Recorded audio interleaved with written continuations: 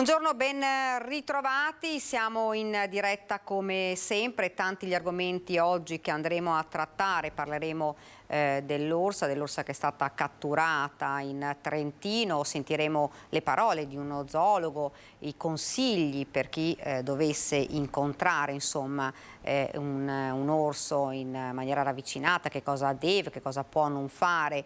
Sentiremo dunque che cosa ci dice questo zoologo che ieri è stato ospite nella trasmissione di Ring, ma anche tanta la cronaca perché a Venezia, nel veneziano, c'è stato insomma un caso che sicuramente farà discutere, ed è quello di una bambina che ha colpito una maestra che poi è scivolata, l'insegnante è stata portata in ospedale ed ora a casa con una prognosi di qualche giorno, un caso che sicuramente farà discutere, con i genitori che sono ovviamente allarmati, un ulteriore caso che si verifica dunque in una scuola del Veneto, ma poi un'esplosione nel Padovano, ad Abano Terme, forse una bombola di gas e non si sa. Comunque il locale è semidistrutto, ce ne parlerà la nostra Chiara Gaiani che è andata sul posto. Sempre a Padova un 25enne, un ragazzo, è morto in ospedale dopo un malore improvviso. Si sospetta che ad ucciderlo sia stata un'overdose.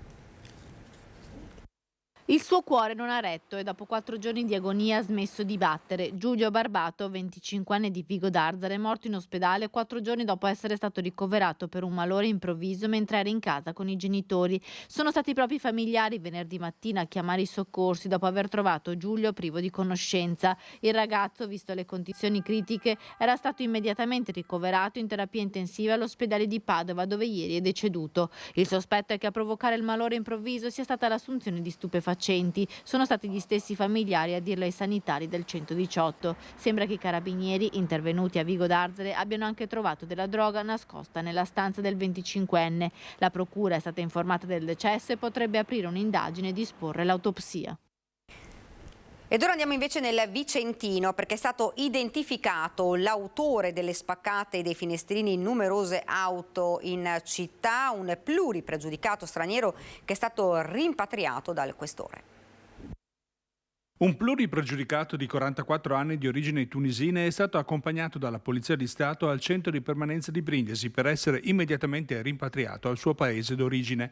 Il drastico provvedimento deciso dal questore Paolo Sartori giunge al termine di una serie di episodi criminali che hanno visto protagonista l'uomo irregolare in Italia.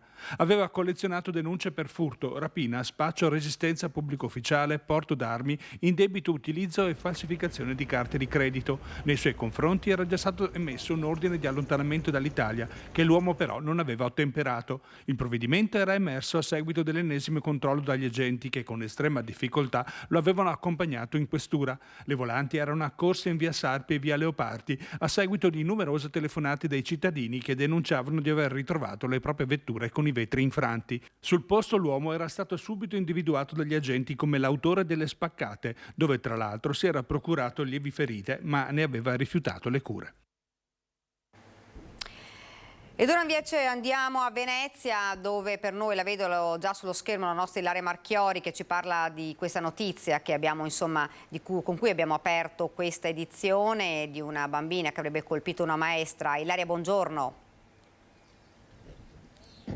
Sì, buongiorno Daniela, buongiorno ai nostri telespettatori. È proprio come hai anticipato tu, un episodio che vede coinvolta una bambina e una maestra di una scuola elementare della provincia di Venezia, del veneziano. Questa bambina avrebbe colpito la maestra facendole perdere l'equilibrio, così facendola cadere e provocandole alcuni problemi al ginocchio, al punto tale che si è dovuta recare al pronto soccorso e ora si trova a casa in infortunio con una prognosi di diversi giorni. Sarà da capire se ha anche delle conseguenze per quanto riguarda i legamenti. Questo però va a scoperchiare una situazione che era innanzitutto sembra già attenzionata da un po' di tempo, perché proprio alcuni genitori si erano lamentati dei comportamenti aggressivi da parte di questa bambina, che evidentemente ha delle problematiche, comportamenti aggressivi sia dal punto punto di vista verbale che fisico, come proprio anche in questo caso in cui la vittima è stata la maestra. Addirittura è stato fatto sapere che all'interno della classe sono state fatte sparire tutte le forbici e addirittura un gruppo di genitori si sono lamentati per ripetute interruzioni delle lezioni a causa del comportamento di questa alunna, tanto che addirittura metà classe, sembra 2 settimane fa, non ha mandato a scuola i figli per un giorno in segno di protesta, una sorta di sciopero per dare loro un po' di respiro e anche per lanciare però l'ennesimo segnale. In realtà la dirigente scolastica aveva risposto ai genitori di aver messo in campo tutte le azioni possibili e ogni risorsa per potersi attivare, per poter intervenire in tal senso, però alla fine comunque si è sfociati in questo, mi viene da dire, ennesimo episodio, perché se già i genitori ne segnalavano alcuni, questo poi che ha visto coinvolta la maestra è stato l'apice. Naturalmente i genitori sono decisi a denunciare il caso all'ufficio scolastico regionale. Come potete immaginare la questione è delicata, anche perché vede coinvolti dei minorenni, per cui anche avere delle dichiarazioni in tal senso, qualcuno che possa in qualche modo commentare l'accaduto, non è semplice, proprio perché si vogliono tutelare il più possibile questi bambini. Comunque noi continueremo a seguire questa vicenda anche per cercare di capire che cosa possa essere accaduto e anche perché si dovranno affrontare altre problematiche, come per esempio quella della mancanza di personale, o comunque visto che non è il primo episodio quello avvenuto in questa scuola, ma ce ne sono stati altri in altre scuole, non solo della provincia di Venezia ma anche di altre città, di altre province, bisognerà comunque prestare più attenzione e mettere in campo delle vere e proprie azioni, ma soprattutto iniziative per evitare che accadano ancora episodi del genere e soprattutto per aiutare in questo caso questa bambina in difficoltà, ma poi anche alunni di altre età o comunque altre persone che possono essere ricoverate in strutture. Ecco, questa è la sintesi di questa vicenda. Se non ci sono domande io restituisco la linea allo studio. No, grazie davvero Ilaria, grazie. Fra l'altro questo è un episodio che è accaduto nel veneziano, ma ricordiamo ci sono stati anche vari altri episodi insomma, di ragazzini che colpivano gli insegnanti anche in altre province, in altre scuole, quindi insomma un argomento, come vi ho detto, che sicuramente sarà un argomento che farà discutere e di cui si continuerà a parlare. Ed ora andiamo invece nel Padovano, perché è stato denunciato uno straniero che aveva aggredito con un accetto un operatore di un centro di accoglienza di Battaglia Terme. Vediamo il servizio, poi fra pochi minuti ci colleghiamo subito con Abano, invece, dove c'è stata l'esplosione. Aveva minacciato e tentato di aggredire con un'ascia un operatore della struttura di accoglienza di cui era ospite. Un 31enne nigeriano è stato denunciato dai carabinieri. L'episodio di violenza era avvenuto il giorno di Pasquetta, lo scorso 10 aprile, all'interno della comunità che ha sede a Battaglia Terme. Lo straniero, al culmine di una lite per futili motivi, davanti a molti testimoni, ha aggredito un addetto del centro di accoglienza e, brandendo un'ascia per spaccare la legna, era riuscito anche a ferirlo leggermente. L'operatore è riuscito a mettersi in salvo grazie all'intervento dei carabinieri, che erano arrivati in tempo, evitando così che degenerasse e che avesse esiti ben peggiori. Nei giorni successivi il dipendente della struttura ha deciso di sporgere denuncia e così i carabinieri hanno indagato lo straniero per lesioni. L'accetta è stata sequestrata. E rimaniamo nel Padovano, andiamo subito ad Abano Terme, dove vi avevo anticipato c'è stata un'esplosione, ce ne parla subito la nostra Chiara Gaiani. Chiara, buongiorno. Buongiorno Daniela, buongiorno a tutti i telespettatori. Sì, ci troviamo in via Previtalia ad Abano, quella che vedete alle mie spalle è l'osteria Cacio e Pepe, un'osteria tipica romana. Erano le 8:54 quando è arrivata la chiamata, la richiesta di soccorso alla centrale dei vigili del fuoco. Una deflagrazione, lo scoppio la fuoriuscita di gas ha provocato una violentissima esplosione che, come vedete, ha sostanzialmente distrutto distrutto questa osteria, non tanto gli arredi interni quanto le strutture esterne, vetri infranti. Dall'altra parte c'è stato anche il crollo di un muro sopra l'osteria. Ringrazio Federico Cibotto che è con me per le immagini che vi sta proponendo. Ci sono 3 appartamenti, è un piccolo condominio, all'interno c'erano anche dei residenti che stavano dormendo, qualcuno fortunatamente era già fuori casa.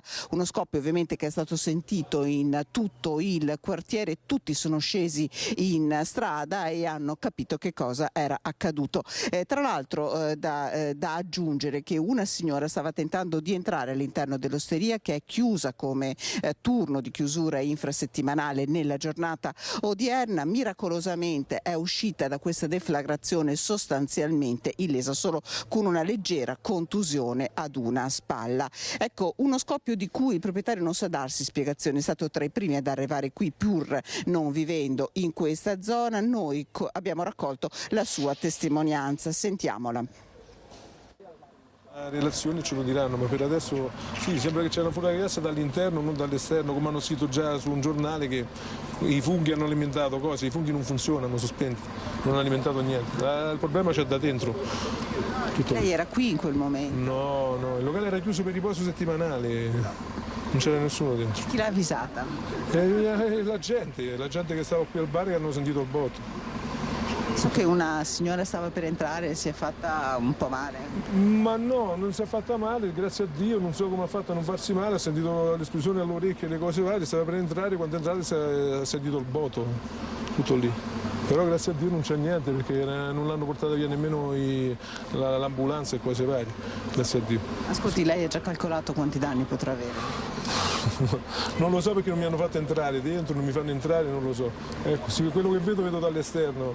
Però dentro il locale dicono che è integro, solo la parte della cucina e della pizzeria, dove per me c'è stata la fuga del gas. Però è tutto divelto, non riesco a calcolarlo un danno del genere. Certo non ci voleva perché un anno chiusi di Covid, più tutti i problemi con le bollette, adesso fermano nuove attività e ci stanno 7 persone che lavorano, 7 famiglie, non è una cosa bella. E questa non è nemmeno una cosa facilmente rimetterla in piedi, perché penso che non ho idea, ecco c'è l'assicurazione per vedere, non ho idea proprio, non ho idea. Sono solo sconvolto, quello sì, perché ho detto tutto mi sarà mai immaginato, ma una cosa del genere no, anche perché l'ho chiuso io il locale, fughe non ce n'erano, fughe non c'erano. Ieri sera a mezzanotte abbiamo chiuso, buttato l'immondizia, fatto tutte le solite cose che facciamo e poi ecco, è successo quello che è successo. Tutto lì. Ecco, avete sentito le parole del proprietario dell'osteria, fughe non ce n'erano. I vigili del fuoco che abbiamo sentito, dopo l'intervista ve la proporremo nelle edizioni di questa sera, ci hanno detto che una bombola di GPL è stata trovata aperta in un locale adibito a sgabuzzino proprio adiacente alla cucina, quindi sono in corso indagini da parte dei vigili del fuoco e anche dei carabinieri. Ecco, potete vedere come davvero l'esplosione sia stata anomala e alcuni calici sono rimasti integri e in piedi sulle tavole dell'osteria. Per ora i residenti non possono rientrare all'interno dei loro appartamenti, la viabilità in via Previtali è stata chiusa, ma tutto dovrebbe tornare alla normalità nel corso del pomeriggio. I vigili del fuoco ci hanno detto che non dovrebbero esserci problemi di stabilità per il condominio, quindi nel pomeriggio i residenti potranno far rientro nelle loro case, ovviamente invece il locale sarà sottoposto a sequestro. Ecco, Dabano direi è tutto, appuntamento alle edizioni di questa sera per tutti gli aggiornamenti. Ringrazio Federico Cibotto per la collaborazione tecnica e restituisco la linea allo studio. Grazie davvero Chiara, grazie anche a Federico Cibotto che è lì con te. Ovviamente, come detto dalla nostra Chiara, tutti gli aggiornamenti di questa notizia nel corso dei nostri telegiornali a partire dalle 18:30 con il Veneto. Ed ora invece ancora cronaca, perché hanno colpito una ventina di volte in tutto il Veneto e anche in Lombardia. E qui 2 malviventi specializzati in furti di appartamento sono stati arrestati. In un anno razzie per 100.000 euro. A tradire uno dei due predoni è stato il DNA ricavato dalle tracce biologiche sul paraorecchie abbandonato insieme a un cappello dopo l'ultimo colpo, una rapina a Monza. Un elemento che ha consentito alla squadra mobile di arrestare 2 georgiani di 37 e 38 anni senza fissa dimora, che in un anno hanno messo a segno una ventina di razzie e colpi tra Veneto e Lombardia per un bottino di oltre 100.000 euro. Erano specializzati in furti in appartamento, ma quando il 9 marzo, sorpresi da un inquilino a Monza, lo hanno aggredito per darsi alla fuga, si sono trasformati in veri e propri rapinatori. In Veneto una lunga sequenza di obiettivi a partire dal gennaio 2022. 2 colpi a Mogliano Veneto in 7 giorni, 2 a Scorzè pochi giorni dopo. A febbraio 2022 si erano spostati a Milano, 4 colpi. Poi Tiene a Vicenza, 3 razzie. 3 furti anche a Bassano del Grappa, 1 a Padova. Poi in Lombardia colpite Gallarate, Crema e Monza, con il colpo risultato fatale per la loro attività criminale. Nel corposo bottino quasi sempre denaro e gioielli.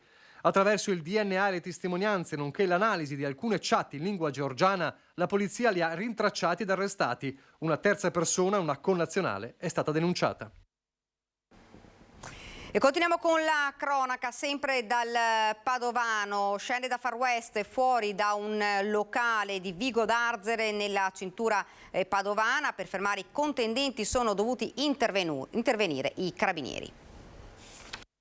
Una rissa in un bar di Vigo d'Arzere domenica sera finisce con 5 denunce da parte dei carabinieri della sezione radiomobile di Padova. Si tratta di 3 cittadini sudamericani e 2 cittadini africani di età compresa tra i 45 e i 27 anni, residenti nelle province di Padova e Venezia. Gli uomini dell'arma sono stati allertati da un passante che ha sentito delle urla provenire dall'esterno di un bar del comune della cintura padovana. La rissa, secondo una prima ricostruzione dei carabinieri, è nata per gli apprezzamenti non richiesti ad una ragazza. I militari, intervenuti sul posto, dopo aver sedato la zuffa, hanno identificato e denunciato i 5 che ora dovranno rispondere del reato di rissa. E oggi pomeriggio il funerale di Giorgia Trocciola, la studentessa vicentina travolta da un'auto negli Stati Uniti. È il giorno dell'ultimo addio a Giorgia Trocciola. Il funerale verrà celebrato alle 4 di oggi pomeriggio nella chiesa arcipretale di Cavazzale di Monticello Conte 8. La 17enne, morta mentre stava attraversando la strada sulle strisce pedonali negli Stati Uniti, era molto conosciuta anche come atleta, praticava softball, tennis e nuoto. In America da alcuni mesi, dove frequentava il 4º anno della Doherty High School, a giugno sarebbe tornata a casa in Italia. Purtroppo, però, è stata investita mercoledì scorso nella contea di El Paso, nel Colorado, mentre stava andando a scuola. A travolgerla una Jeep passata con il rosso. Invece ora andiamo nel Trevigiano ed esattamente a Vittorio Veneto, dove un padre e un figlio sono stati picchiati da alcuni automobilisti che erano stati redarguiti perché correvano troppo. Ce ne parla la nostra Francesca Bozza che si trova lì con la Nicoletta Rizzetto. Francesca, buongiorno.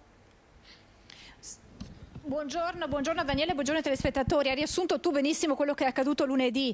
In questa strada è un rettilineo solo in questo pezzo che sta inquadrando Nicoletta Rizzetto, perché poi inizia un po' più avanti iniziano una serie di curve molto strette tra le abitazioni e quindi potete immaginare la pericolosità di questa strada per un pedone, una persona in bicicletta, anche semplicemente un bambino. Cosa succede? Succede che 2 auto di grossa cilindrata, sempre le stesse, ci dicono i residenti che ormai da tempo, soprattutto nel fine settimana, passano per questa strada, sfrecciano a tutta velocità. Uno dei residenti insieme al figlio li riprende chiedendo di diminuire la velocità. Cosa succede? Che quest'auto prosegue, da quello che è stato ricostruito da chi abita qui, si sarebbero fermati in una zona, avrebbero raccolto dei sassi, sarebbero tornati indietro e a quel punto la situazione sarebbe degenerata, si sarebbe passati alle parole anche molto forti, e dopodiché uno di questi automobilisti ha picchiato il figlio di un residente, figlio che era corso per proteggere il padre, e questi automobilisti hanno lanciato anche i sassi colpendo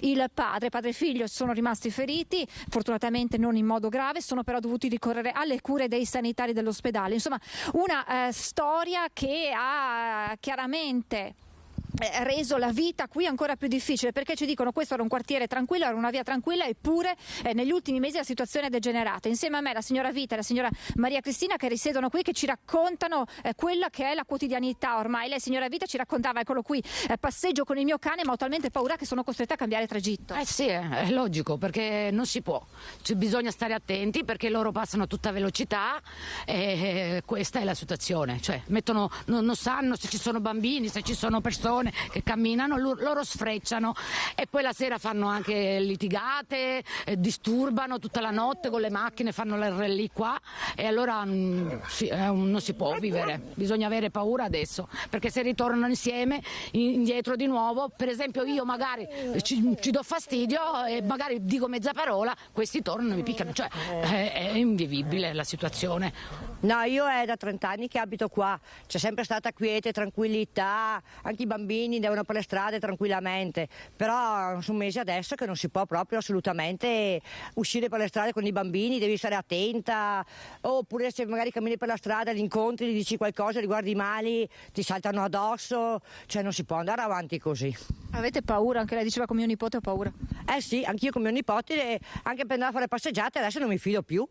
Cioè, ho paura, perché anche di notte alle 10:30, 11 trovi le macchine che vanno avanti e indietro, li trovi a piedi che corrono per i campi, cioè c'è da aver paura. Gruppi anche Sì? sono tanti, non è 1 o 2, sono 5, 6, a volte camminano anche a gruppi qua, cioè nel senso non si può. Voi avete già lanciato degli appelli, sono stati chiamate insomma le forze dell'ordine che fanno quello che riescono a fare e avete detto a questo punto ci arrangeremo noi anche con una sorta di controllo del vicinato, saremo noi a vigilare. Sì, perché anche altre notti ho chiamato i carabinieri, dicevano sì veniamo, però non li vedevi, cioè non è che puoi stare là di notte col terrore che dici magari ti vengono a casa, ti fanno, cioè in poche parole non si può vivere così. Mi ha detto signora prima parlando o si fa qualcosa o io sono anche pronta ad armarmi ma se si continua così finiamo nei film western, una si difende da sola, poi cosa succede? Che loro sono, non lo so, magari vai contro di loro, non so se la legge li tutela tanto e allora andiamo noi come quelli che fanno torto e allora no. L'esasperazione che porta anche a decidere magari di autodifendersi. Alzare le mani, perché come l'altro giorno con mia figlia che stavamo dando a mangiare le capre, sono arrivati perché mia figlia le ha detto per piacere sposta il tuo pitbull che sennò mi spaventa gli animali, cioè loro sono arrivati in un modo aggressivo, ti mettevano paura, però non è che si può andare avanti così, perché tu gli dici per piacere spostami il cane e loro vengono lì ad aggredirti, noi abbiamo veramente paura. Credo, Daniela, che non ci sia da aggiungere altro. La signora Vita e la signora Maria Cristina ci hanno raccontato quello che ormai è il quotidiano qui in questa via, la zona, insomma, siamo qui ormai da un'oretta con Nicoletta, una zona davvero tranquilla, si sentono solo gli uccellini, le colline, però ormai insomma è diventato invivibile, quindi l'appello è alle forze dell'ordine, naturalmente all'amministrazione comunale di Vittorio Veneto.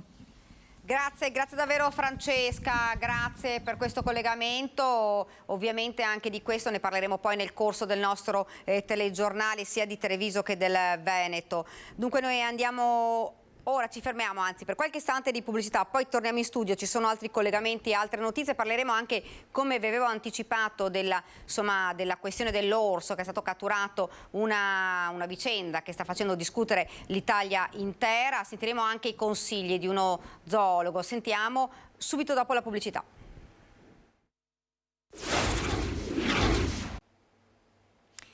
Siamo tornati nuovamente in studio ed ora andiamo nel Vicentino, ed esattamente a Malo, perché si è parlato di uno studio di fattibilità per fluidificare la viabilità di quella zona che è una zona congestionata. Sentiamo la nostra Luisa Bertini. Sì, buongiorno a voi, buongiorno ai nostri telespettatori. Siamo in compagnia del sindaco di Schio Walter Orsi perché oggi è stato presentato in questo tavolo sovracomunale un progetto di fattibilità che riguarda la viabilità dell'Alto Vicentino. Di cosa si tratta? Praticamente saranno assegnati a breve i 2 incarichi di progettazione per i 2 lotti, il primo e il quarto, della variante SP46, quindi 2 tappi di bottiglia che oggi caratterizzano questa grande arteria che collega l'Alto Vicentino con la città capoluogo. Nell'ambito di questa assegnazione di incarico, con le riduzioni di gara che ne deriveranno, in accordo con i sindaci del territorio si è deciso di dar vita a uno studio su area vasta che dia la possibilità di capire quali saranno le evoluzioni della viabilità del nostro territorio anche in funzione dell'apertura della pedemontana, ma anche in funzione di quello che può essere l'arrivo del potenziamento della linea ferroviaria Schio-Vicenza. Quindi la dotazione di dati certi che ci daranno la possibilità di determinare dei criteri di intervento e di miglioria di tutta la viabilità dell'Alto Vicentino in funzione al collegamento per la città capoluogo. Ecco, quali sono le tempistiche e quali i costi? Nel giro di pochi giorni si dovrebbe arrivare all'assegnazione, quindi alla chiusura della gara, quindi all'assegnazione dei primi 2 progetti, nel giro di qualche mese l'assegnazione dello studio. Complessivamente i 2 progetti complessivi dello studio siamo intorno ai 700.000 euro. Ecco, io ringrazio il sindaco Walter Orsi e restituisco a voi linea studio.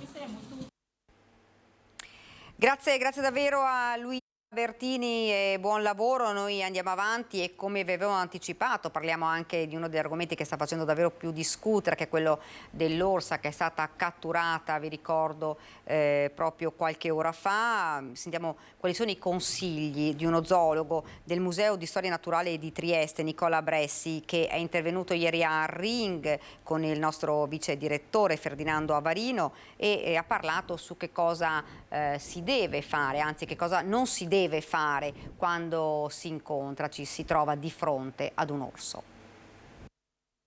Se malauguratamente dovessimo trovarsi un orso davanti, ecco, non bisogna fuggire. Lo so che il primo istinto è facile parlare così, lo direi probabilmente anch'io, magari anch'io scapperei da qua a dirvi, però non bisogna farlo. Lo ha dimostrato purtroppo il ragazzo che era un runner professionista. Qualsiasi orso è più veloce di un uomo. Noi vediamo l'orso come qualcosa di goffo, no? Perché sono abituati ai cartoni animati Yogi e Bubu, questi orsoni con la panza ballonzolanti. Non è così. Un orso fa uno scatto superiore, non ha molta durata, non ha molta resistenza. Quindi se veramente l'orso è molto lontano si può anche provare a scappare, non vi raggiungerà. Ma se l'orso è vicino ha uno scatto superiore anche ai record dei centrometristi e 200 metristi olimpionici. Nessun uomo è più veloce di un orso. Inoltre, solo se l'orso è molto grande e noi siamo molto grossi, noi siamo molto bravi a arrampicarci su alberi piccoli, possiamo provare a arrampicarci sugli alberi, perché l'orso è anche un ottimo arrampicatore, molto agile. Quindi la cosa migliore in questo caso qui è buttarsi a terra, pancia in giù e fingersi morti o comunque inanimati. Tra l'altro con le mani sul collo e le gambe leggermente divaricate, i gomiti a terra, per impedire nel caso che l'orso ci giri, perché la pancia e la gola è la nostra parte più delicata, ovviamente. Poi se abbiamo uno zaino, lo zaino stesso protegge anche la schiena, uno zaino, un cappuccio, questo è fondamentale, eccetera. Cioè se è molto ravvicinato, buttarsi a terra, così, esatto, gambe divaricate. Esatto. È il protocollo che consigliano i ranger nordamericani e le nazioni anche dell'est europeo, che sono più abituate ad avere incontri con l'orso. Siccome noi non abbiamo orsi mangiatori di uomini, mangiatori di uomini avviene con grossi grizzly nordamericani, con i Kodiak siberiani. L'orso centroeuropeo non è un mangiatore di uomini. Le reazioni sono sempre di spavento, difensive, purtroppo come abbiamo visto possono essere molto brutali, ma pur sempre difensive. Se l'orso vede che noi siamo inoffensivi e rimasti a terra così, le statistiche dicono che l'orso molla la presa e se ne va perché non si sente più minacciato, non si sente più in pericolo. Ripeto, se l'orso è invece lontano, non ha ancora caricato, se è lontano possiamo provare veramente a scappare e andare via, se è veramente lontano.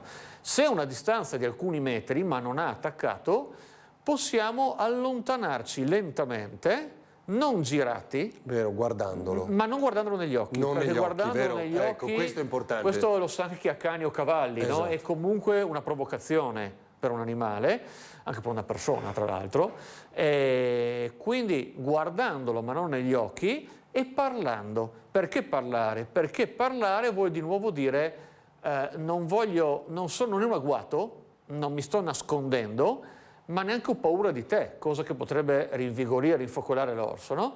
Quindi dire, oh, accidenti, un orso, ho sbagliato, facciamo marcia indietro e allontanandoci chiaramente, anche lì in gran parte dei casi gli orsi si allontanano. Bisognava tenerli d'occhio e rimuovere i pericolosi, quindi... Sì, che ripeto non sono orsi né colpevoli né orsi che fanno gli orsi, sono orsi più aggressivi degli altri perché il loro carattere. Li si cattura, li si fa vivere in cattività, li si uccide, abbiamo tre scelte. La Slovenia è una scelta molto pragmatica, li uccidono e coi soldi che ne ricavano dalla vendita di carne e pelle vanno tra l'altro a rifondare i danni causati da altri orsi, quindi è un po' la popolazione degli orsi che si automantiene, no? Quindi va proprio in un fondo che serve anche a tutelare gli orsi, tant'è vero che la popolazione di orsi sloveni è in continua crescita, la specie è tutelata, la specie non l'individuo, sono due cose ben diverse in ecologia, la specie orso è tutelata, non l'individuo, e la popolazione è contenta di avere l'orso che è una risorsa anche turistica dal loro punto di vista, quindi la popolazione è contenta. Quindi si può, volendo fare in modo sloveno, si può farlo nel modo che è stato fatto spesso in Italia, ovvero di rinchiuderli, cosa che qualcuno vuole. A molti sembra più umano rinchiuderli, ma gli orsi non sono umani. Io lo dico da zoologo, un orso, come tutti gli animali selvatici, ha un solo scopo nella vita, fare l'orso in questo senso vero della parola, cioè procreare, avere un territorio, avere dei cuccioli, eccetera. Si dice essere come un orso in gabbia, uno che va fuori di testa, no? Proprio si usa essere come un orso in gabbia. Secondo me, per il benessere dell'animale, è molto meglio ucciderlo, in modo indolore chiaramente, con un'eutanasia, quello che si vuole, che condannarlo a un ergastolo. Teniamo presente che gli orsi chiusi in gabbie strette sono quasi sempre pieni di psicofarmaci, sono quasi sempre castrati, è una vita terribile, un orso può vivere 30-40 anni anche in cattività. Quindi è un ergastolo terribile, che io non condivido assolutamente. Se la scelta deve essere tra uccidere o l'ergastolo, io preferirei, lo dico da zoologo, per il bene dell'animale l'uccisione. Dunque queste le parole dello zoologo, questa la sua opinione. Il caso poi dell'orsa ovviamente è stato seguito anche in tutta la pedemontana e sentiamo che cosa ne pensano invece i cittadini proprio della richiesta dell'abbattimento per ora sospesa fatta proprio dalla provincia di Trento.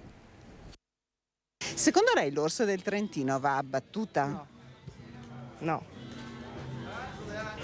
Perché questa cosa? Sono un animalista. Secondo me sì. Qui che sei contro, mi è portare a casa sua l'orsa magari in tre giardini da Uri. O no? Qui che vuoi mantenere? Secondo me. Secondo me no, perché comunque va bene che... Cioè il territorio è di tutti. Bisogna comunque limitare la quantità, ma forse spostandoli, cioè, mi sembra una cosa un po' barbara quella di abbatterli. Per conto mio sì, perché se andiamo avanti da 50 sono arrivati a 100, da 100 arriveranno a 150, non è che io voglia abbattere gli animali tutti in serie, ma siccome che questo ha già dei precedenti, questo si sa che quando sente odore di sangue di una persona farà queste brutte cose. Io penso di no, anche se capisco il dolore causato per la morte di quel ragazzo. Devono trovare delle soluzioni alternative e devono avere la volontà di farlo. Troppi orsi non vanno bene. Però far pagare il conto a un'orsa che difende i piccoli, no, non mi sembra giusto. E al di là che dicevano, ma chissà che il ragazzo cosa avrà fatto a quell'orso, cosa volete che le abbia fatto? Pensare che uno si rivendichi perché l'orso non gli fa niente, se lui va per la sua strada io lo lascio andare. Siccome che in montagna ci vado, io direi va abbattuto se fa danni, ma danni sia all'agricoltura e poi in caso di morte è ovvio che... penso che va bene così. È giusto abbatterla quindi? Sì, secondo me sì. Ha ucciso un uomo, per cui... Hanno voluto gestire il problema, sono tanto bravi a gestirlo, se lo gestiscono, no? Seminare gli orsi in giro per altre regioni. Abbiamo parlato di orsi ma anche di lupi, perché in Valcampo numerose sono le segnalazioni dei cittadini che hanno avvistato la presenza di lupi. La particolare frequenza di questo periodo allarma ovviamente la comunità della valle. Abbiamo avuto delle segnalazioni da parte dei cittadini per quanto riguarda la presenza del lupo, soprattutto in orario notturno. Il lupo torna a farsi vedere in Val Chiampo, non solo nei boschi ma proprio anche nei centri urbani. Nelle ultime settimane sono state numerose le segnalazioni dei cittadini che lo hanno avvistato a Chiampo, Nogarole e a San Pietro Mussolino. La presenza di predatori selvatici inquieta le comunità, alla luce anche di quanto sta succedendo in Trentino con la vicenda dell'orsa assassina. Bisogna però iniziare ad affrontare il problema seriamente, quindi non si tratta di dire io sto con l'orso o sto contro l'orso, io sto con il lupo o io sto contro il lupo.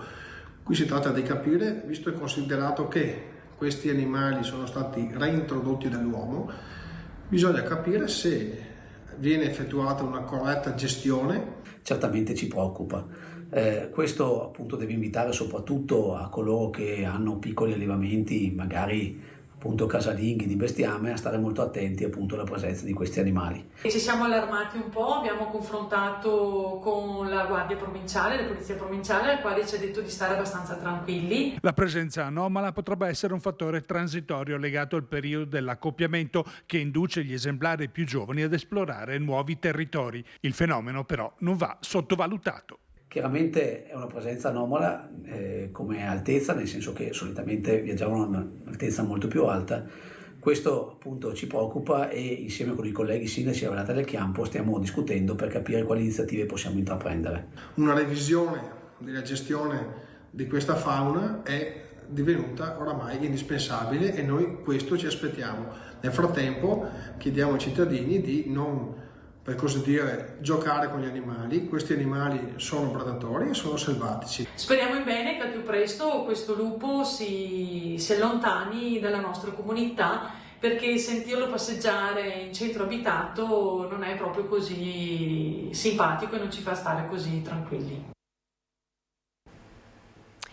Ed ora cambiamo decisamente argomento e torniamo a parlare di cronaca e di quello che è accaduto a Zero Branco un paio di giorni fa con un ragazzo con autistico che ha diciamo colpito con un fendente la psicologa girandosi di scatto, forse per un rumore troppo forte, forse per un rimprovero. Sta di fatto che la psicologa è stata portata in ospedale. Fortunatamente ieri c'erano buone notizie perché era in via di miglioramento, e lo facciamo parlando però con un più ampio spettro di questo, parlando proprio delle strutture che sono fondamentali però per il territorio. Ne parliamo con Paola Roma, presidente della conferenza dei sindaci dell'Ulse 2, che la vedo già sullo schermo. Buongiorno Paola.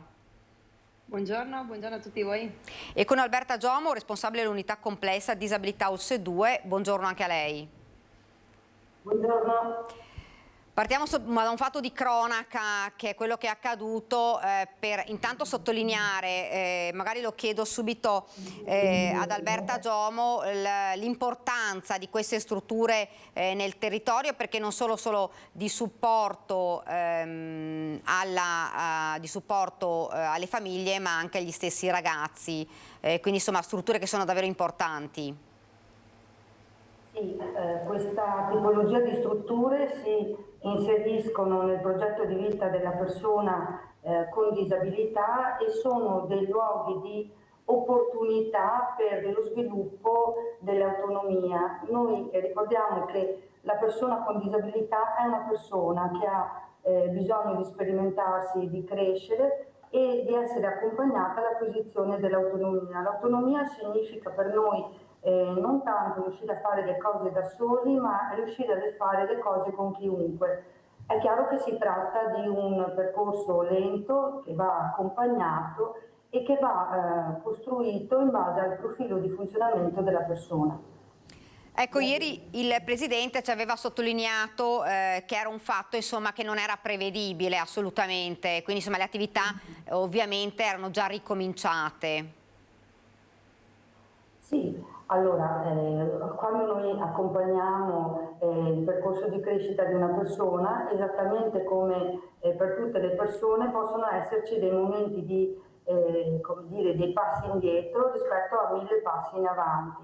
Questo ragazzo sta facendo un percorso importante, supportato appunto da dei professionisti che attraverso la quotidianità lo stanno abilitando a poter vivere una vita inclusa nella sua comunità. Comunità intesa come famiglia, ma comunità intesa come anche luogo sociale e assunzione poi di un ruolo sociale.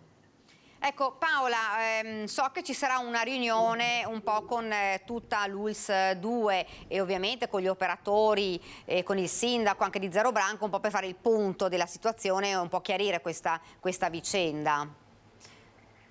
Allora, il sindaco di Zero Branco appunto ha chiesto un intervento da parte nostra naturalmente e noi siamo a disposizione, nel senso che naturalmente, come diceva la dottoressa Giomo, strutture come queste il nostro territorio le ha proprio promosse a livello importante anche all'interno dei piani di zona, perché abbiamo sempre più bisogno di situazioni che permettano alle famiglie di avere appunto i ragazzi al contatto con la sperimentazione di una delle loro abilità e anche quei progetti di co-housing che, ripeto, anche tramite gli ambiti territoriali sociali, attraverso i fondi derivanti dal PNRR Missione 5 sociale, diventano appunto importanti per i nostri territori. Sicuramente noi non è una struttura questa di quelle che sono ovviamente convenzionate all'interno dell'azienda sanitaria, poiché diciamo non rientrano tra quelle collegate appunto alla nostra pianificazione dei piani di zona, ma è una struttura che sta dando delle risposte, le dà anche in un territorio dell'altra conferenza dei sindaci, quindi in particolare mi riferisco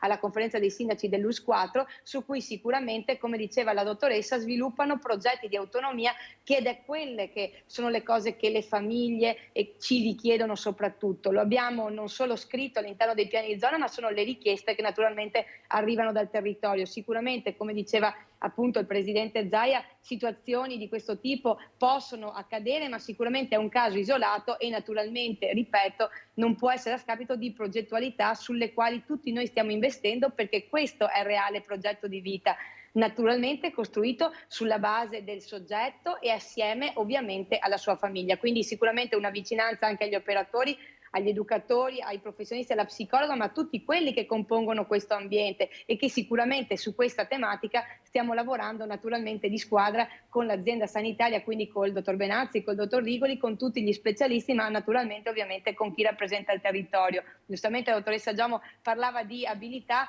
Queste passano anche attraverso un progetto di vita che sia anche collegato a un ambito lavorativo e quindi a far sperimentare anche questo tipo di intervento, che è tramite il servizio di integrazione lavorativa della nostra azienda sanitaria. Ecco, comunque questa riunione si farà? Sì, sicuramente noi abbiamo dato la massima disponibilità, ma ripeto, ovviamente quando siamo stati contattati per noi non c'è nessun tipo di problema, proprio perché sono necessarie questi tipi di strutture, ripeto, per i nostri territori. Ecco, dottoressa Giomo, una domanda che si sono posti tutti, che in realtà abbiamo fatto anche al Presidente, da persone che ovviamente non conoscono insomma, patologie, le conoscono in maniera ovviamente superficiale rispetto a chi invece ci lavora. Dare in mano un coltello ad una persona con questo tipo di problematica, per cui è imprevedibile, diciamo, si potrebbe fare qualcosa di diverso secondo lei, oppure anche attraverso questo tipo di attività si passa poi a raggiungere l'obiettivo?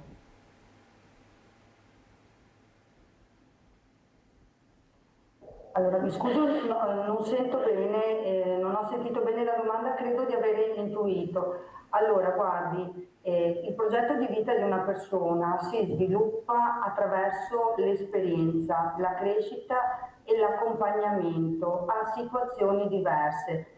Allora, non credo che il tema sia tanto, è opportuno mettere in mano un coltello a un soggetto che ha una fragilità. Io credo che questa persona, accompagnata nel suo percorso di crescita, vive dei momenti diversi e viene accompagnata e preparata a poter come dire, utilizzare gli strumenti anche della vita quotidiana, no? Il coltello per tagliarsi la carne, la bistecca, ok? Quello che è successo io lo connoterei più che altro come un incidente domestico, ma non lo metterei sul piano dell'opportunità o meno, perché se noi vogliamo sviluppare un progetto di vita, essere una comunità accogliente, dove la persona, qualsiasi persona con le proprie caratteristiche, possa avere una vita dignitosa e autonoma, credo che queste esperienze facciano doverosamente parte del percorso di crescita e di vita di una persona. Ecco, certo, mi unisco anch'io a dire che certo è stato un imprevisto, però questo è il percorso di crescita. Ecco, ribadiamo insomma che è importante che le condizioni della psicologa comunque stanno migliorando, e questa è la cosa più importante da sottolineare.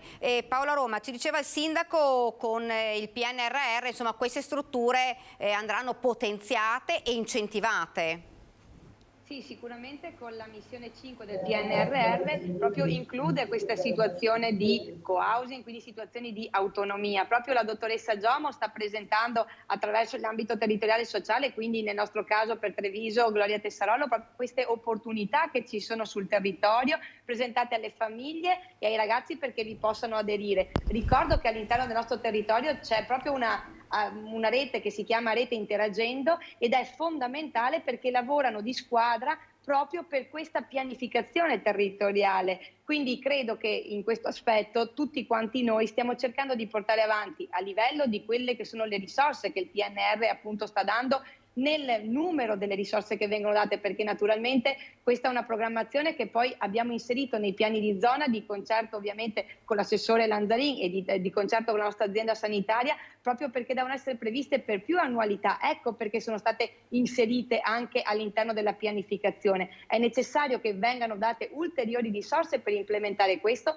ma perché è questo che le famiglie ci chiedono, anche perché dobbiamo pensare davvero a un dopo di noi che è con noi, perché naturalmente con la dottoressa Giomo stiamo affrontando diverse di queste tematiche che riguardano appunto degli aspetti basilari, quella non solo dell'autonomia, la parte del co-housing, la parte lavorativa, e ovviamente in una costruzione che va verso la persona, mentre una volta naturalmente i conti con il progetto di vita era un po' più difficile farseli, ora tutte quante noi amministrazioni stiamo lavorando di squadra su questo, ma proprio perché ce lo chiede le modifiche normative, ma non solo, ma ce lo chiede il territorio, ce lo chiedono le famiglie, ed è sicuramente una delle modalità con cui ci stiamo anche interfacciando proprio per creare delle opportunità e perché il territorio naturalmente veda anche questi contesti di co-housing come opportunità per crescere anche sotto un profilo dell'inclusione, di cui tante volte parliamo di inclusione, ma davvero riusciamo solamente a farla quando saremo alla pari rispetto a questo tipo di progettualità.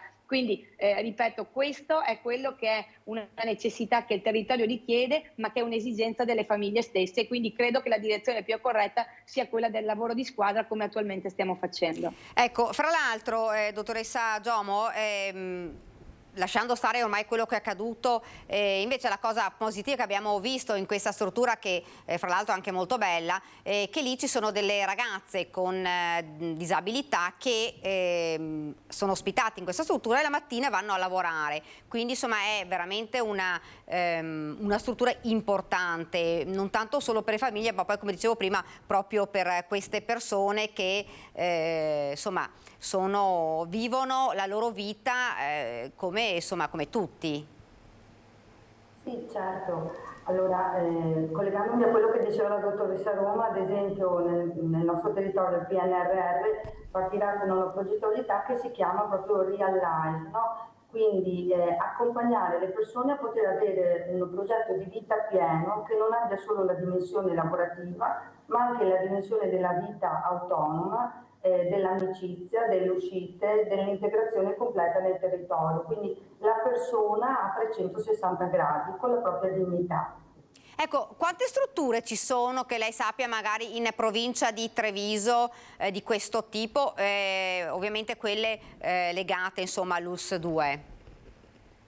Beh, allora, rispetto alla legge del dopo di noi ci sono più di un'esperienza attiva con la legge del dopo di noi, quindi la legge 112 del 2016, ci sono esperienze di gruppo appartamento dove ragazzi stanno facendo esperienze di vita di co-housing condivisa, supportata, e ce ne sono sia di residenzialità 7 giorni su 7, sia di residenzialità diciamo intermedia di preparazione, dove i ragazzi dormono 2 o 3 notti alla settimana. Ci sono poi i gruppi appartamento e stanno nascendo appunto anche queste strutture diciamo nel territorio più informali, dove le famiglie appunto inseriscono i loro ragazzi perché corrispondono al desiderio di autonomia della vita della persona, supportandoli e accompagnandoli in queste esperienze. E Paola, di strada insomma se ne sta facendo parecchia, ecco, in questo senso, ma ancora molto c'è da fare.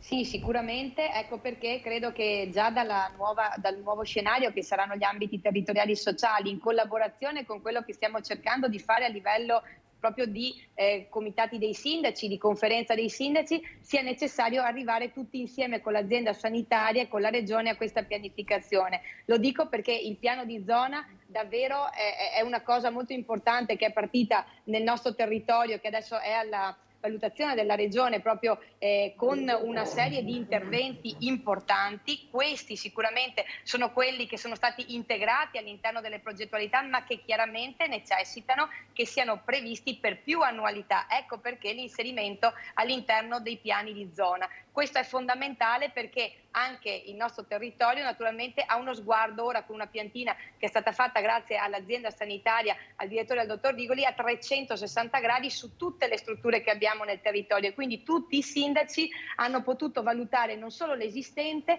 ma anche tutto quello che è stato inserito in più nel piano di zona, perché ognuno di noi faccia una valutazione con scienza e coscienza su ciò che è esistente e sulle reali necessità del territorio. Sicuramente uno sguardo importante lo si è dato sia per i minori che per l'area disabilità, ovviamente cercando di tutelare anche la parte degli anziani, ma con le strutture già esistenti, che naturalmente hanno bisogno ovviamente di essere fortificate rispetto alle impegnative e agli posti letto. Però, ripeto, uno sguardo importante per ogni territorio e per ogni distretto, che anche con le colleghe è stato fatto, ma ripeto, in un lavoro di squadra tra ambiti, comitati dei sindaci e azienda sanitaria. Ecco, un'ultima domanda alla dottoressa Giomo era che cosa vi chiedono le famiglie di più, perché insomma sono situazioni non facili. Allora, oggigiorno con la filiera dei servizi si sta arricchendo e quello che chiedono le famiglie sempre di più, soprattutto le famiglie dei giovani che escono dal percorso scolastico, è quello che i loro figli possano sviluppare, crescere, avere una vita inclusa nella normalità. Quindi loro ci chiedono di accompagnare i loro figli a avere una vita di significato e di senso nella loro comunità di appartenenza, nel loro territorio. Le stesse famiglie a volte mettono anche a disposizione le loro risorse proprio per riuscire a accompagnare i figli nella costruzione di una vita di senso e di dignità. Ecco, Paola, dallo sport alla scuola, anche in questo ambito si sta facendo molto. È un intervento a 360 gradi, perché non posso dimenticare l'implementazione che ovviamente con i fondi ministeriali è arrivata al nostro territorio per la figura dell'educatore. Ricordo che la Regione del Veneto ha permesso, attraverso una DGR della Giunta regionale con l'assessore Lanzarini, di poter sperimentare questo tipo di figura dell'educatore, che sicuramente è stata inclusa grazie anche in questo caso a un lavoro con l'azienda sanitaria di squadra per poter permettere l'utilizzo di questi fondi e anche di poterli utilizzare ovviamente con sviluppi e scenari futuri di prevenzione con questo nuovo tipo di figura. Dall'altra parte naturalmente un'ulteriore richiesta che abbiamo fatto anche al Ministero, perché riguardando fondi derivati anche sotto il profilo dell'infanzia abbiamo bisogno di dare risposta anche alle scuole paritarie, che ricordo essere appunto scuole pubbliche a gestione non pubblica, e su cui ci stiamo lavorando per inserirle anche loro all'interno di questo protocollo, e quindi abbiamo chiesto al Ministero con il direttore generale dottor Benazzi di avere dei finanziamenti anche per questo. Naturalmente perché noi parliamo di ragazzi minori, parliamo di disabilità adulta che poi diventa attraverso questo poi nell'area anziani, quindi in questo lavoro devo dire anche che si stanno intersecando anche una serie di opportunità anche legislative tipo i trust eccetera, che però naturalmente vanno adeguate per poter permettere di rispondere anche in modo giuridico corretto a queste opportunità che arrivano dal territorio. Ma sicuramente una delle richieste più importanti che abbiamo fatto è che attraverso il fondo non autosufficienza a livello nazionale sia riconosciuta ovviamente una suddivisione tra la parte disabilità età, la parte minori e la parte anziani. Credo che questo sia una necessità in un territorio che sta cercando di lavorare sul progetto di vita a 360 gradi, mettendosi ovviamente a disposizione anche con un tavolo di lavoro che ha racchiuso insieme anche le famiglie, gli enti gestori, ma naturalmente, ripeto, 93 comuni della nostra provincia. Ecco, e ovviamente vorrei sottolineare, per chiudere insomma questo argomento, è che dietro a queste strutture ci sono persone specializzate, psicologi, operatori, insomma persone che lavorano in quest'ambito da tempo, ecco. Certo, su questo Daniela io vorrei ringraziare appunto sia tutti quelli, qui abbiamo la dottoressa Giomo, ma tramite lei tutti quelli che lavorano, dagli operatori agli psicologi, agli educatori, a tutta la rete che attualmente sta lavorando in questi settori, perché vanno al di là del loro semplice lavoro professionale, perché occupano orari in più e si dedicano anche al di là di questi orari, e queste cose vanno dette perché è dato da persone che si mettono veramente a disposizione, che rispondono anche a noi come amministrazioni sempre nello spirito di collaborazione. Quindi credo che questo sia davvero da riconoscere, soprattutto perché anche sotto il profilo del ruolo che hanno e del lavoro che fanno sia anche giusto gratificare per tutto quello che viene fatto anche al di là di quello che sia ovviamente la loro parte professionale, che va anche togliendo delle ore alla loro famiglia eccetera per seguire determinate situazioni. Grazie davvero Paola Roma per essere stata con noi, ringrazio anche la dottoressa Alberta Giomo, grazie davvero a tutti e due, grazie e buon lavoro. Grazie a voi, grazie a voi. Bene, noi andiamo avanti con la cronaca, sempre dal padovano, perché parliamo di droga. Aveva 10 dosi di droga con sé pronte per essere vendute. Il 17enne denunciato dagli agenti della Federazione del Campo Sampierese durante un controllo a San Giorgio delle Pertiche. Confezionate e nascoste in un borsello. Erano 10 le dosi di hashish sequestrate durante un controllo dagli agenti della polizia locale della Federazione del Campo Sampierese a un 17enne di San Giorgio delle Pertiche, trovato a girare in bicicletta nei giardini di Piazzale Bonetto nella frazione di Arsego. A segnalare la presenza sospetta erano stati alcuni residenti, da qui i controlli eseguiti a ridosso di una manifestazione che richiamerà moltissimi giovani. Il 17enne è stato denunciato. È il secondo caso di minorenne denunciato per spaccio in meno di una settimana nel Campo Sampierese. Venerdì scorso era toccato un altro 17enne a Campo d'Arsego. Ed ora nel Trevigiano aveva consegnato la figlia 12enne al nuovo compagno per soddisfare le sue perversioni. La madre è trevigiana, il padre invece è residente nel padovano. Imputati sono il compagno della madre e la madre che sono finiti con l'accusa di violenza sessuale su minore. È stata rinviata l'udienza preliminare sulla violenza sessuale ai danni di una ragazzina che al tempo dei fatti aveva 12 anni. Sul banco degli accusati sono finiti la madre della piccola ed il nuovo compagno. La donna si era separata dal marito ed aveva conosciuto l'uomo che immediatamente aveva dimostrato delle attenzioni verso la figlia. Attenzioni che si erano presto trasformate in veri e propri atti sessuali. Ed era stata proprio la madre a spingere la figlia nelle braccia del quarantenne. I fatti risalgono all'estate del 2019. La piccola si era confidata con la compagna del padre ed era scattata la denuncia e l'arresto della coppia. Si deciderà alla prossima udienza, rinviata di qualche mese, se la madre e l'uomo accederanno all'abbreviato. Una storia terribile che ha segnato per sempre la vita di una ragazzina. E parliamo sempre di minori, di giovani, ma in un altro senso, in un altro campo. Lo facciamo con Luca Pezzullo dell'Ordine Psicologi del Veneto. Buongiorno, la vedo già sullo schermo. Buongiorno, salve.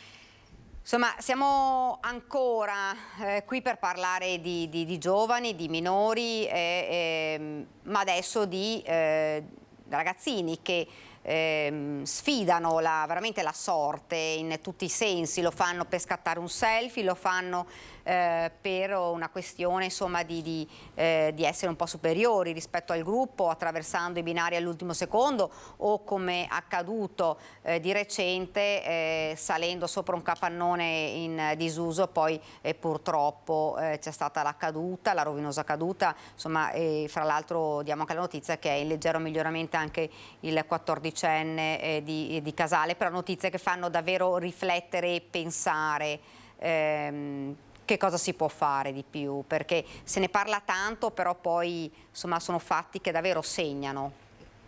Assolutamente sì, è una cosa che quando sentiamo queste notizie ci portano a interrogarci, ci portano giustamente a preoccuparci.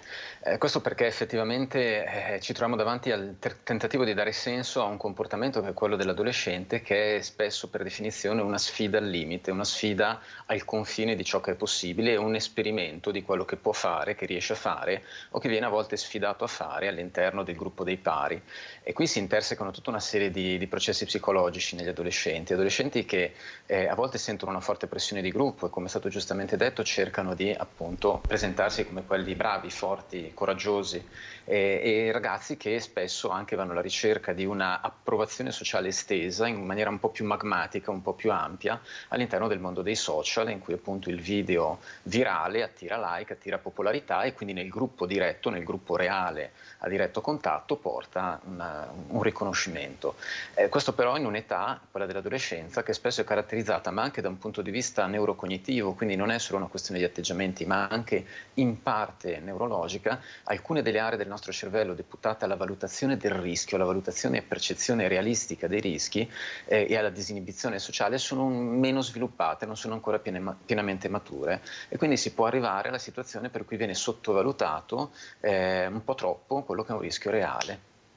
Ecco, lei ha toccato l'argomento dei social, che insomma sono tanto importanti i social quanto diventano pericolosi anche a quest'età.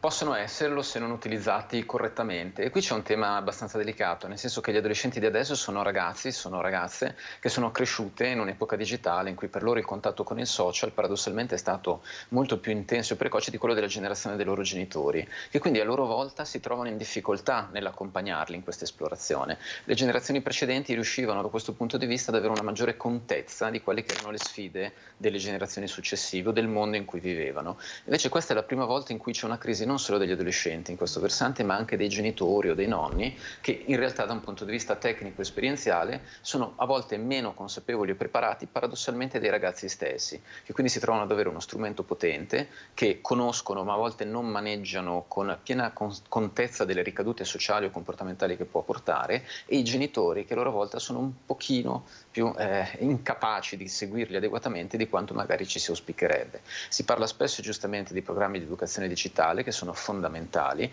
perché in questo momento i nostri adolescenti si trovano a vivere una sfida molto particolare che le altre generazioni non hanno avuto. Non si parla più di una vita online o offline, ma si parla ormai di una vita on life, in cui c'è un passaggio continuo tra la dimensione virtuale e quella reale, in cui il confine non è più ben determinato, ben netto, come ci potevamo illudere che fosse fino a qualche anno fa. Ecco, se ne parla sempre più spesso in questo periodo di questi casi, ne registriamo davvero tanti, ma è tutto perché sono rimasti isolati, perché è scoppiata la pandemia, oppure prima forse se ne parlava di meno? Entrambe le cose, nel senso che da un certo punto di vista è vero che un po' se ne parlava di meno, un po' giravano meno viralmente paradossalmente sui social, però è anche vero che sicuramente la pandemia e le conseguenze della post-pandemia, e lo vediamo nei servizi pubblici, negli ambulatori privati, ha creato un grande bisogno di supporto psicologico, un grande disagio, ma fortunatamente anche adesso un riconoscimento della normalità e del diritto di chiedere aiuto, e quindi è diventato più normale, è stato un po' sdoganato la possibilità e il diritto di parlare di malessere psicologico, di diritto al benessere psicologico. C'è da dire che però in generale sicuramente queste sono solo forme diverse di un disagio adolescenziale che in realtà in tutte le generazioni vive sempre una fase di sfida evolutiva e di complessità. Ogni generazione, ma tornando indietro di migliaia di anni, ha avuto una coorte adolescenziale che ha vissuto delle sfide importanti. Io quando si parla di adolescenti cito spesso Sant'Agostino, parliamo di 2000 anni fa e di un santo, il quale nelle sue confessioni raccontava testualmente, usava queste espressioni, la gioventù di vizi e balordaggini sostanzialmente che aveva compiuto tra violenze, situazioni di abusi, di alcol, di cose di questo tipo, che viveva con i suoi compagni di età 2000 anni fa. Diciamo che ogni età, ogni generazione ha avuto le sue sfide. Quando eravamo magari ragazzi noi c'erano altri problemi, c'era l'eroina, c'erano tutta una serie di situazioni particolari, le generazioni precedenti hanno vissuto disagi sociali intermediati, magari dalle dinamiche politiche, dalle guerre nelle generazioni precedenti. Ogni generazione ha le sue sfide da affrontare. Ecco, noi sappiamo insomma che oggi i ragazzi hanno insomma tutte di più, possono fare qualsiasi cosa, possono uscire, mentre magari un tempo era già più difficile tutto questo. Che cosa, se dovessi dare un consiglio alle famiglie, perché come nel caso insomma, del 14enne aveva detto che era andato alla sagra paesana e magari poi alla sagra ci è andato, però alla fine con altri 2 amici è salito su un capannone con tutti i rischi che poi abbiamo visto. Che cosa si può fare? Perché parlare con i ragazzi serve, non serve? Che cosa si deve fare? E come ci si può accorgere che qualcosa magari non va? In questo caso esiste una risposta che non è purtroppo rassicurante, nel senso che non potremo mai avere la sicurezza che le cose andranno bene con l'adolescente o che l'adolescente ci dirà quelle che sono le sue tematiche, esattamente come noi non l'abbiamo fatto con i nostri genitori. Quello che però si può e si deve fare a maggior ragione in un periodo fluido in cui i confini tra le generazioni sono meglio mal definiti, è quello di essere sempre aperti a un dialogo, far sentire sempre che durante le sue esplorazioni, durante i suoi tentativi, i suoi errori, ci sono alcuni assetti di fondo che saranno sempre garantiti al ragazzo, cioè la possibilità di confidarsi, parlare, avere un supporto da parte dei genitori che devono interessarsi attivamente di quello che fa e quello che gli succede, al contempo senza essere invadenti o disfunzionali, perché questo crea necessariamente e fisiologicamente una controreazione di allontanamento da parte dell'adolescente. E allora per i genitori, così come c'è un compito evoluzionistico per gli adolescenti di riuscire a crescere esplorando senza farsi troppo male, senza fare del male, ma riuscendo su questo a maturare, c'è una sfida in realtà anche per i genitori, riuscire a stare vicini a una persona che in quel momento non necessariamente ti vuole vicino o è ambivalente rispetto al tuo stare vicino. E questo richiede grande attenzione, grande cura anche dei bisogni psicologici dei genitori, che su questo si devono riuscire ad accompagnare e trovare questa giusta distanza che non è mai definibile una volta per tutti, ma la posizione di ascolto e di attenzione deve essere sempre mantenuta. Ecco, il problema poi più grosso è quando sono in gruppo. Quello diventa più complicato. Assolutamente sì, perché il gruppo in adolescenza è chiaramente una delle matrici centrali della propria identità, su cui noi parametriamo la nostra identità, il nostro status sociale, le nostre relazioni, e quindi spesso facciamo, lo succede anche agli adulti, ma in particolare con gli adolescenti questo è forte, tutto quello che facciamo lo andiamo a confrontare rispetto a quelli che sono gli stimoli del gruppo e a come possiamo ottenere un buono status nel gruppo, evitando di essere marginalizzati, cercando di avere le attenzioni e la popolarità, e questo in un mondo appunto anche un po' accelerato su alcuni aspetti legati all'uso dei social, alle sfide che diventano pubbliche, alla possibilità di avere canali di comunicazione molto più complessi, contemporanei e rapidi, diventa ancora più difficile ed emotivamente faticoso per gli adolescenti. Allora da questo punto di vista una cosa che la scuola, gli adulti, gli adulti riferimenti ai genitori possono fare è aiutare i ragazzi a fare queste esplorazioni, comunque sempre aiutandoli a confidare in se stessi e trovando il modo di mettere un limite quando si sente, si riconosce che la pressione del gruppo diventa pericolosa per se stessi o per altri. Ecco, in quel caso bisogna insegnare a dire di no ai ragazzi e dargli la sicurezza emotiva che lo si può fare senza che succeda nulla di terribile. Ecco, molti telespettatori magari, anzi molti, qualche telespettatore ci diceva a volte parlate dite ma se il ragazzo è troppo solo è un problema, se è in gruppo è un problema, dice come facciamo a trovare una via insomma per far star bene questi ragazzi, per farli insomma diventare adulti poi? Non potremo trovare noi la soluzione, ma ognuno di loro dovrà trovare la sua. Ognuno di loro dovrà fare un percorso a volte doloroso, a volte con errori, a volte con impatti, in cui gli adulti, i genitori devono essere appunto pronti a dare un sostegno, devono essere pronti anche ad aiutarli ad avere un sostegno professionale, psicologico nelle situazioni più complesse. Ci sono tante opzioni per dare un sostegno psicologico ai ragazzi più in difficoltà che meritano e hanno diritto ad averlo. Al contempo bisogna appunto dare anche fiducia al ragazzo, all'adolescente, perché col bambino posso dargli indicazioni, creargli delle protezioni, canalizzarlo fortemente. Con l'adolescente devo in parte permettergli di fare anche i suoi errori, dando appunto una matrice di sicurezza che gli errori non siano troppo gravi. Lasciargli la possibilità di esplorare man mano che cresce e diventa autonomo è però una sfida appunto che anche il genitore deve affrontare. C'è ancora una sorta po' di vergogna da parte delle famiglie del portare magari il proprio figlio da uno specialista per farlo parlare? C'è ancora questa problematica nelle famiglie? Allora, forse più per i genitori che per i ragazzi. I ragazzi in questo momento lo vediamo negli ultimi anni in maniera importantissima, sono molto più disponibili in media a parlare e a rivendicare il proprio bisogno di aiuto psicologico. Ci arrivano negli ambulatori dei ragazzi che ci dicono, dei genitori che ci dicono: dottore, dottoressa, è mia figlia che sta insistendo perché la metta in condizione di vedere qualcuno, che la porti dallo psicologo. Ed è qualcosa che e lo rivendicano, lo chiedono. Guardi, c'è stato poco tempo fa, è stato abbastanza noto il bonus psicologo che in tutta Italia ha avuto qualcosa come 400.000 richieste, quindi un numero importantissimo di supporto, di italiani che vogliono rivendicare il diritto al proprio benessere psicologico e chiedono allo Stato di aiutarli.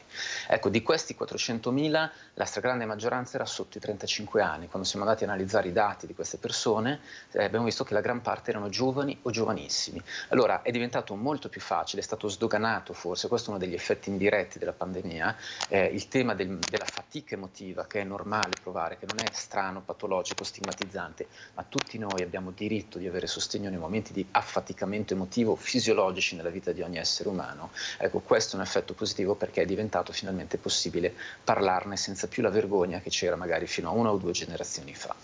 Ecco, essere genitori lo sappiamo bene, non è facile, è uno dei compiti forse più difficili. Quando si deve pensare e dire vabbè, facciamoci aiutare. Ogni volta che c'è una situazione di disagio prolungata, seria, importante, che ci si rende conto che non si è in grado di gestire, in maniera molto tranquilla, molto serena, ci sono tutta una serie di servizi pubblici e privati a disposizione su tutto il territorio della regione, che certo è sicuramente importante potenziare, ma abbiamo ad esempio le UFDA, che sono le unità funzionali distrettuali per gli adolescenti in tutte le ASL del Veneto, ci sono servizi per l'età evolutiva, in base ovviamente all'età della persona, ci sono servizi per i giovani adulti, per gli adulti, ci sono servizi privati, c'è una grande quantità di offerta sul territorio. Se un genitore si sente in difficoltà è giusto chiedere una mano, chiedere una consultazione pubblica o privata, anche solo per un chiarimento. Chiedere una consultazione psicologica significa semplicemente andare da una persona che di questo si occupa per fare 2 parole insieme e analizzare insieme quello che sta succedendo e capire se necessita di un approfondimento più strutturato, se necessita di semplicemente magari di qualche spazio di condivisione oppure se non c'è necessità di nulla di particolare. Però quello è un diritto che abbiamo tutti, prenderci cura di noi. Ecco, questo è quello come dire, che credo che la pandemia ci abbia lasciato come eredità. Prendersi cura di noi è un diritto anche da un punto di vista emotivo. Ecco, un'ultima domanda, quali sono proprio i campanelli d'allarme? Segnali di forte ritiro sociale sicuramente, perdite ponderali importanti, quindi perdite di peso o cambiamenti molto importanti dei cicli alimentari. Se vediamo che ci sono insomma segni chiari ad esempio di abusi di sostanze strane o di autolesionismo o ragazzi che improvvisamente iniziano appunto a ritirarsi dalla scuola, da attività lavorative, si chiudono tra di sé, interrompono i vecchi rapporti di amicizia, ecco quelli sono sicuramente segni che al di là di quello che può essere il singolo disagio individuale possono essere indicativi di un problema più importante che è sicuramente opportuno approfondire, ricordando sempre che laddove ci sia un problema psicologico, prima lo si prende in carico, prima lo si fa valutare, maggiori sono le possibilità di gestirlo in tempi rapidi ed efficaci. Se lasciamo cristallizzare troppo a lungo situazioni gravi, diventa più difficile, più impegnativo riuscire a elaborarle dopo. Invece ai ragazzi darebbe un consiglio, soprattutto agli adolescenti? Di fidarsi a volte di se stessi, dei propri vissuti, di non pensare che la propria autostima debba passare necessariamente dalla stima del gruppo, di cercare di creare spazi di parola e quando c'è un disagio, un problema, chiedere, perché come si dice nei film di Harry Potter, quando qualcuno ha un bisogno ci sarà qualcuno che risponde e aiuta. Ecco, questo credo che sia il messaggio più importante. Io la ringrazio davvero, grazie per essere stato con noi e per aver accettato l'invito, grazie e buon lavoro. Grazie a voi, buona giornata. Grazie. Noi ora andiamo avanti con questa nostra prima edizione, andiamo nel veneziano dove al processo per il caso dei volantini del Corvo, la testimonianza shock del patriarca di Venezia, Monsignor Francesco Moraglia, un prete che si denudava con i ragazzi. La segnalazione arrivò tra giugno e luglio 2019. Il parroco dei Carmini teneva incontri con i 17enni in cui tutti restavano nudi in canonica, lui compreso. Sono alcune delle testimonianze shock del patriarca di Venezia durante il processo sul cosiddetto Corvo, che a gennaio 2019 aveva iniziato a tappezzare la città di volantini che denunciavano atti di pedofilia e altri comportamenti sconvenienti commessi da preti veneziani e attaccava il patriarca. Nel primo di quei manifesti firmati Fra Tino era citato anche il nome di quel parroco insediatosi nel 2017. Quando 6 mesi dopo arrivò la dettagliata segnalazione, il parroco dei Carmini ammise e il successivo processo canonico si concluse con la sua sospensione per 5 anni. Ha deciso di sottoporsi a una terapia psicologica e dopo aver scontato la pena potrà rientrare in servizio, senza però svolgere ruoli che comportino il contatto con i ragazzi, dunque neppure il parroco. Le accuse di quei volantini, ha detto ancora il patriarca, mi hanno provocato un grande dolore, così come il comportamento sconcertante di Don D'Antiga, che non voleva essere spostato nemmeno di 100 metri dalla sua parrocchia. Sulla questione è intervenuto anche il sindaco Brugnaro. Io faccio fatica, poi commentare su cose del genere mi sembra, c'è la giustizia, c'è la magistratura, io sono un po' un garantista, ci figuri, ma mi sembra che lì la parte offesa sia la Chiesa Cattolica. Do tutta la mia solidarietà ovviamente al mio padre spirituale, perché di questo stiamo parlando, cioè il patriarca per me è il mio padre spirituale. Ed ora una notizia che arriva ora: il Veneto è la prima regione d'Italia ad aver raggiunto la soglia delle firme necessarie per poter portare una proposta di legge sul suicidio assistito al Consiglio regionale. Lo rende noto oggi l'associazione Luca Coscioni. Sono oltre 7.000 i cittadini veneti che ad oggi hanno sottoscritto il testo di Liberi Subito, la proposta di legge regionale elaborata dall'associazione per regolamentare l'aiuto medico alla morte volontaria. La campagna era partita il 4 febbraio scorso con il termine di 6 mesi per portare a termine la raccolta firme. Alle firme raccolte ai banchetti nelle piazze bisognerà aggiungere anche quelle raccolte presso i comuni e presso gli studi legali. La raccolta proseguirà anche nei prossimi giorni per raggiungere una quota di sicurezza stimata in 7.700 firme. Nel frattempo si procederà con l'acquisizione della certificazione elettorale di ogni sottoscrittore negli oltre 500 comuni veneti. Ed ora continuiamo a parlare sempre nell'ambito sanitario, comunque di episodi di cronaca, di aggressione, una gestione degli episodi di aggressività in ambito sanitario. Il primo workshop congiunto tra forze dell'ordine e l'ULSS 3 Serenissima. Sentiamo.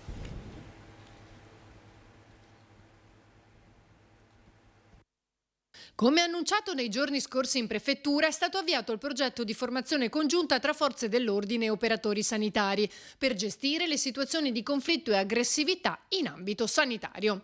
Il workshop, ha sottolineato il questore Mascio Pinto, permetterà di affinare e condividere le migliori pratiche da mettere in atto nei contesti a rischio nelle strutture sanitarie. Al tavolo erano presenti le rappresentanze istituzionali coinvolte, la questura e i rappresentanti dei commissariati di Venezia, Mestre, Jesolo, Chioggia e Portogruaro, il comando provinciale dei carabinieri della Guardia di Finanza, la Polizia Municipale, per l'ULSS 3 i direttori e i dirigenti del Dipartimento Emergenza Urgenza, dei Pronto Soccorso e del SUEM 118, delle professioni sanitarie, il direttore e i dirigenti del Dipartimento di Salute Mentale.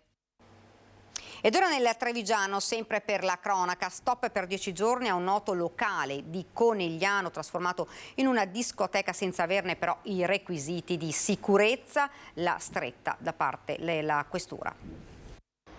10 giorni di chiusura con sospensione della licenza di somministrazione di alimenti e bevande. La musica è finita, almeno per il momento, al filo eventi in via Cadivilla, nelle vicinanze della Zoppas Arena di Conegliano. Controlli incrociati di Polizia di Stato, Polizia Locale e Vigili del Fuoco hanno portato la questura a emettere un provvedimento di chiusura. Troppe le irregolarità riscontrate dopo una serie di esposti da parte dei residenti, in particolare violazioni in materia di sicurezza e relative alla cartellonistica. Il locale era carente da un punto di vista della sicurezza per quanto riguarda l'effettuazione di pubblici spettacoli.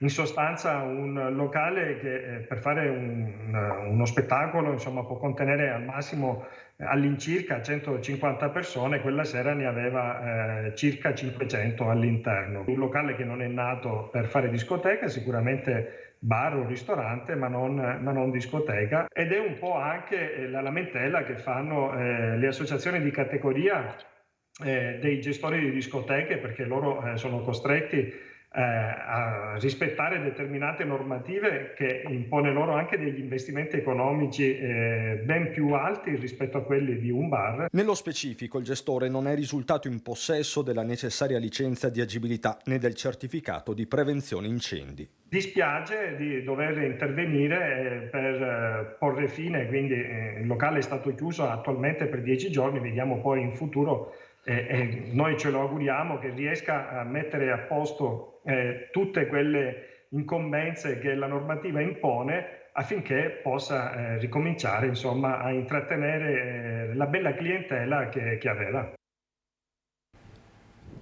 E si torna a parlare di un argomento che ha già fatto discutere nel Padovano, perché in vista della bella stagione si torna a parlare in città dei plateatici. Nonostante le concessioni si dovrebbe tornare alla situazione pre-pandemia, lo ha detto oggi il sovrintendente ai beni culturali. Padova e i suoi plateatici, dehors delle piazze che da un lato attirano clienti e turisti e dall'altra nelle ore serali fanno infuriare i residenti e per anni sono stati oggetto di diatriba con la soprintendenza che tutela i beni culturali. Durante la pandemia i plateatici erano stati allargati per consentire di mangiare all'aperto, per far lavorare bar e ristoranti. Ora, nonostante lo Stato abbia concesso una proroga delle concessioni fino a fine anno, nella città si sta tornando alla situazione pre-pandemia e così sarà anche per le piazze, come spiega il nuovo sovrintendente ai beni culturali e archeologici Vincenzo Tinè. Il Covid è strafinito, per Dio ci assiste e non sono più plausibili motivazioni così sanitarie, no? Di estrema diffusione di dehors indiscriminata. Adesso è importante riportare questa necessità strettamente logica legata al turismo, alla società civile, tutti vogliamo mangiare fuori, ci siamo abituati a farlo.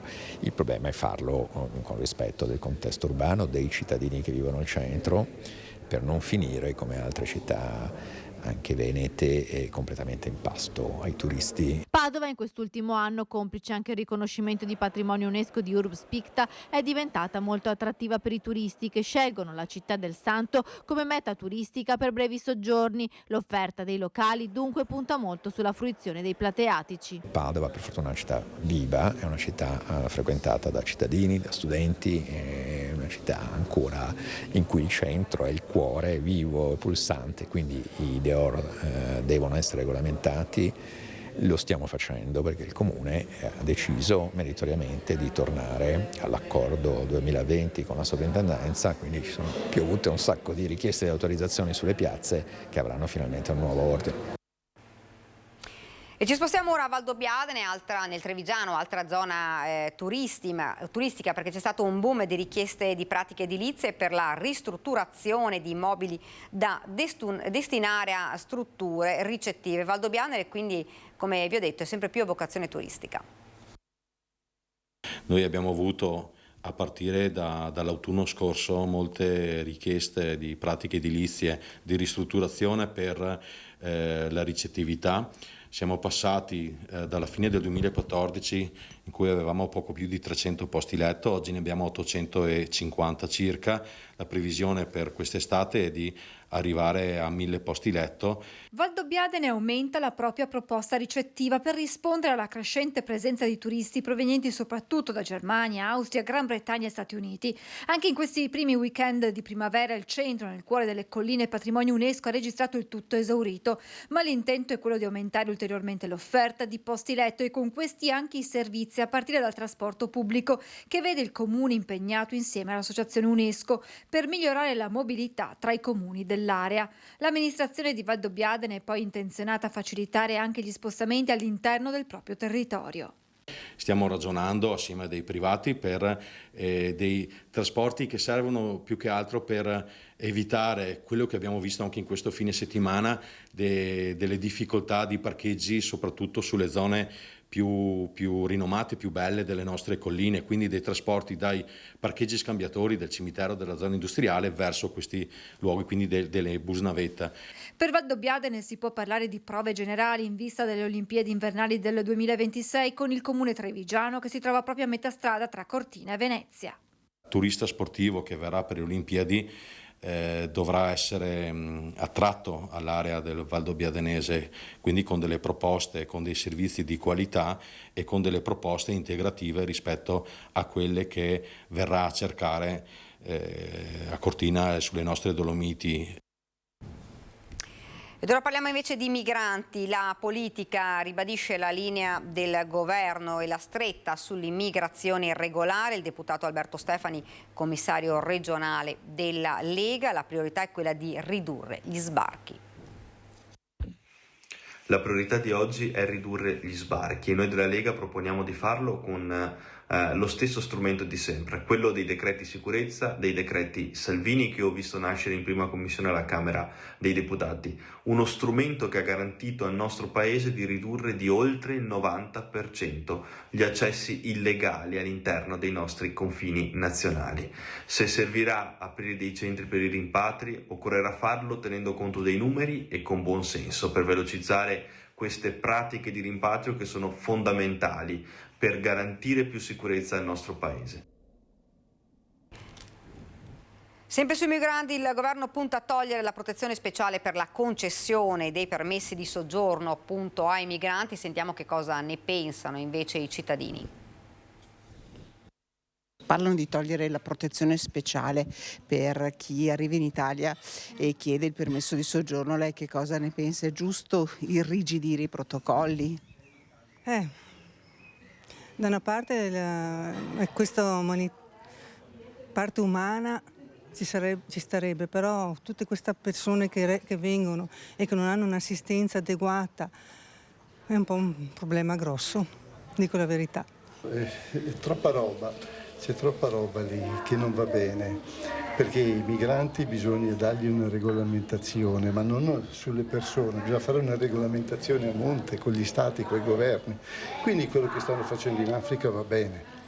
Le cose che accadono qui sono solo politica interna di bassa lega. Cercare di regolarizzare un po' di più, diciamo, penso proprio di sì, insomma, non credo che faccia bene. Adesso io non so benissimo come sono queste regole che stanno imponendo, però credo che forse un po' di legislazione in questo senso sia necessaria, insomma.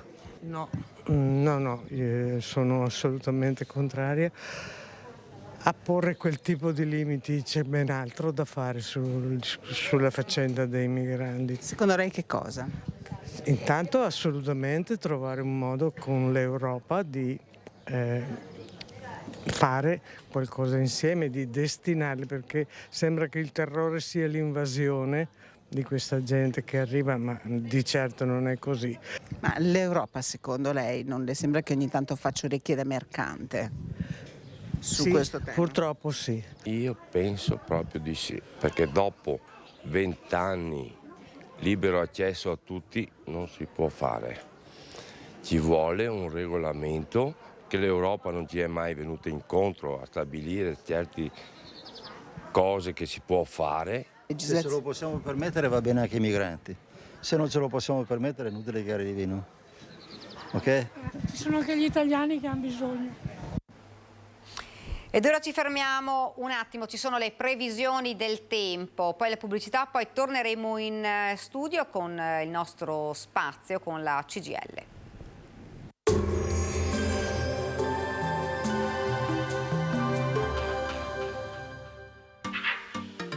Tremonti, attrezzature e materiale per saldatura professionale a Montebelluna. Bentrovati al meteo. Aumenta l'instabilità sul nostro territorio. La giornata di mercoledì 19 aprile vedrà qualche pioggia.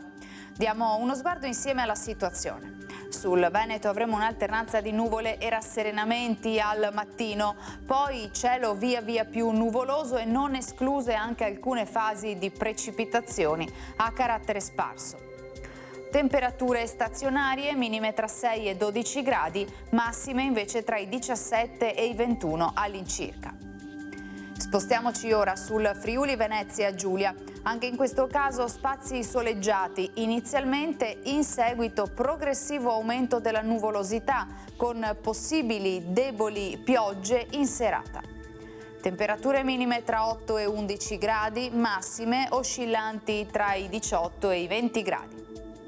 Infine diamo uno sguardo al Trentino Alto Adige. Avremo ampi spazi soleggiati al mattino con nubi in aumento e probabili rovesci nella seconda parte della giornata. Temperature minime intorno ai 7-10 gradi, massime sui 20-21 all'incirca. Dal meteo per ora è tutto, vi auguro un buon proseguimento in nostra compagnia.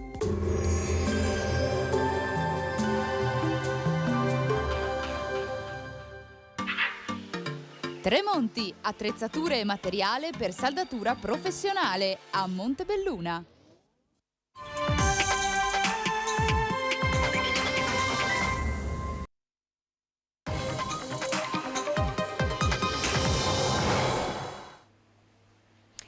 Rieccoci nuovamente in studio ed ora con il nostro spazio dedicato alla CGIL. Oggi parliamo di Federlegno e lo facciamo con Cristian Dalla Pozza della Filea CGIL Treviso. Buongiorno. Buongiorno a tutti. Un settore che nell'ultimo triennio ha avuto una buona ripresa, sta andando bene, ma c'è un ma, perché il contratto scaduto dal 2022 e avete deciso di fermarvi, di incrociare le braccia. Certo, abbiamo deciso di incrociare le braccia perché nella trattativa per il rinnovo del contratto nazionale non abbiamo trovato delle coincidenze con la delegazione di Federlegno.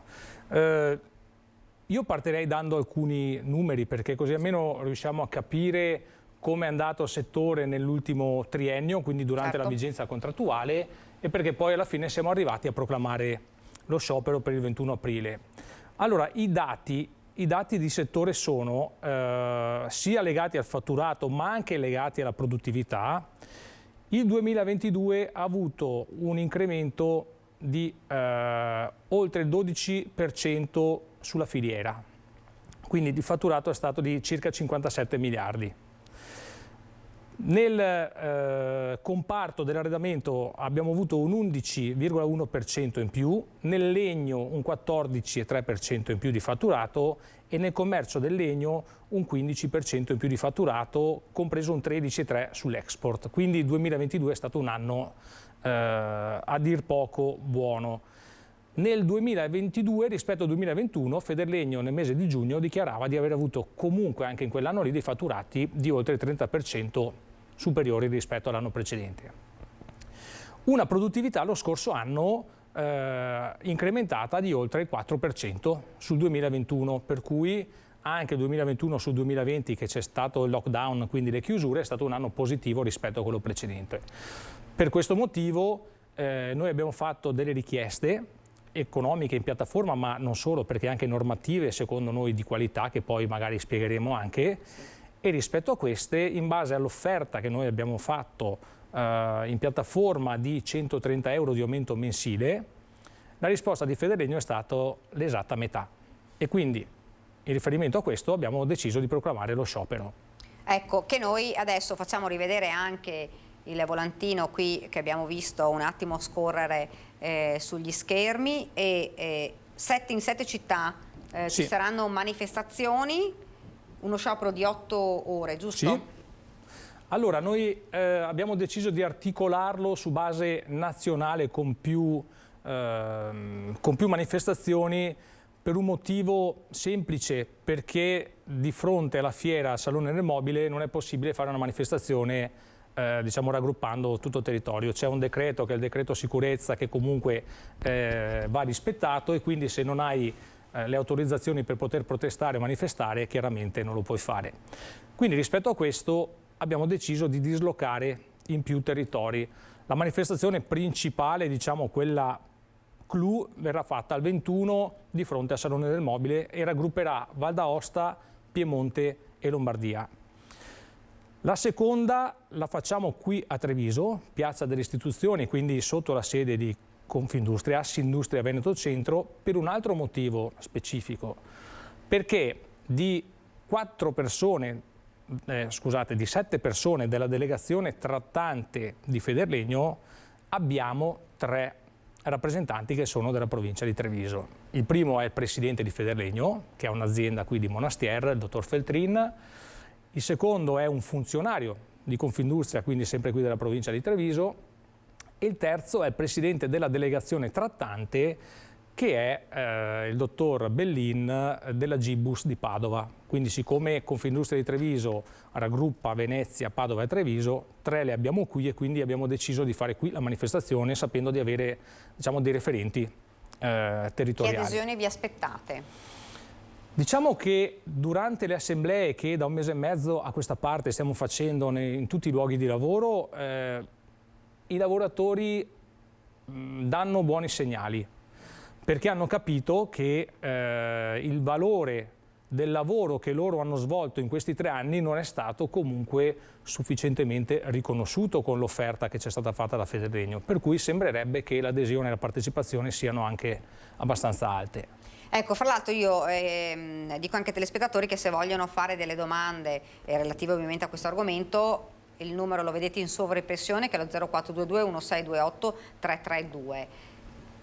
La mia domanda è anche, questi dati che lei prima ha dato sono a livello nazionale? I dati sono a livello nazionale pubblicati da Federlegno, quindi sono i dati ufficiali. Ecco, anche dei dati a livello insomma, più provinciale, quelli ad esempio di Treviso, come è andato il settore? Allora, il settore in provincia di Treviso si divide, perché noi abbiamo una parte legata al quartiere del Piave in cui abbiamo i produttori di mobili e la parte dello Pitergino Mottense prevalentemente che lavora per i grossi brand, quindi lavora per Ikea, lavora facendo semilavorati o comunque non prodotto completo. Le aziende del territorio dello Pitergino Mottense rispetto all'anno precedente hanno alcune pareggiato, alcune altre invece a parità di produzione hanno avuto un 10-12% in più di fatturato. Quindi questi sono i dati che ci danno i datori di lavoro durante gli incontri che facciamo di verifica delle situazioni aziendali. Di fatto anche qui comunque siamo nella media nazionale. Ecco, fra l'altro un aumento importante, vi aspettavate un aumento così? Un aumento dal punto di vista retributivo? Di attività proprio. Da un certo punto di vista sì, perché comunque nel 2021 ci sono state le code dell'anno 2020 in cui appunto c'è stato il blocco della produzione per via della pandemia. Poi nel 2022 inizialmente l'anno è partito a rallentatore per la difficoltà di reperire materie prime, questo tipo di problemi, però poi l'anno è stato in crescita. Ecco, lei ha detto noi abbiamo tutta una serie di proposte. Sì. Quali sono? Noi abbiamo presentato una piattaforma rispetto a quella di 3 anni fa che era comprensiva di tutto, aveva 16 pagine di proposte, una piattaforma un po' più snella, 6 pagine di richieste. Però in questa piattaforma noi abbiamo cercato, al di là della parte economica, di costruire un sistema legato soprattutto alla formazione dei lavoratori per permettere che all'interno delle aziende ci sia un ricambio generazionale molto più snello e veloce, per dare l'opportunità ai lavoratori che anche qui i dati nazionali ci dicono che sono inquadrati ai livelli minimi del contratto, perché il livello di inquadramento medio è il livello A2, quindi il secondo livello della nostra scala parametrale, e le donne sono quelle maggiormente colpite da questa situazione perché a parità di mansioni sono quelle sempre sottoinquadrate. E quindi cercando di costruire questo sistema legato alla formazione dei lavoratori, anche proponendo l'introduzione di un libretto formativo che accompagnerebbe il lavoratore per tutta la propria vita lavorativa, se la persona rimanesse all'interno del settore di provenienza dovrebbe anche mantenere lo stesso livello di inquadramento. Questa è una cosa, perché? Perché chiaramente nel momento in cui un lavoratore anche con 30-35 anni di esperienza dovesse cambiare azienda per fallimenti o anche per scelte personali, ci troviamo con assunzioni fatte attraverso le agenzie interinali, con il livello più basso, anche se ho un'esperienza altissima di settore, quindi retribuzione chiaramente minima, e ricattabili, perché è chiaro che se poi io vado a chiedere l'aumento di retribuzione e mi dicono quando ti scade il contratto trovo un'altra persona a parità di livello, e poi nel momento in cui c'è la stabilizzazione viene comunque inquadrato a livello diciamo direttamente superiore, quindi il livello A2 massimo E3 nel settore corrispondono al vecchio secondo livello, chiaramente. Ecco, rispetto a questo appunto abbiamo cercato di costruire questo sistema. Dicevo prima, il ricambio generazionale. Noi oggi abbiamo un settore che è diviso in due fasce di età. La prima fascia di età sono i 55 anni, che sono i lavoratori che hanno iniziato a lavorare con un sistema diverso rispetto a quello che si utilizza oggi, perché sono quelle persone che sapevano e sanno ancora costruire il mobile manualmente, quindi i cosiddetti fuori misura, no? Per fare questo servono lavoratori capaci, specializzati. Dall'altra parte, con l'innovazione tecnologica, quindi l'introduzione di macchinari automatizzati, eccetera, abbiamo la stragrande maggioranza di lavoratori che è in un'età media che va dai 30 ai 35 anni. E tra queste due generazioni, essendoci un buco comunque generazionale in mezzo, abbiamo anche due competenze diverse tra lavoratori.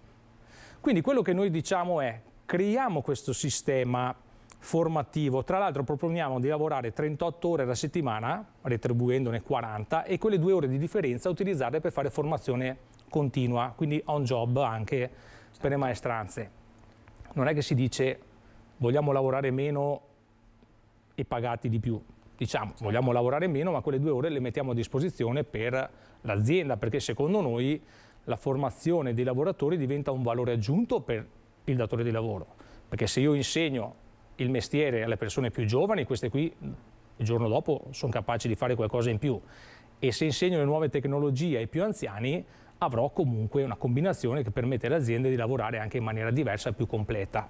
Questo è il nostro punto di vista, però senza la formazione abbiamo capito che non si va da nessuna parte.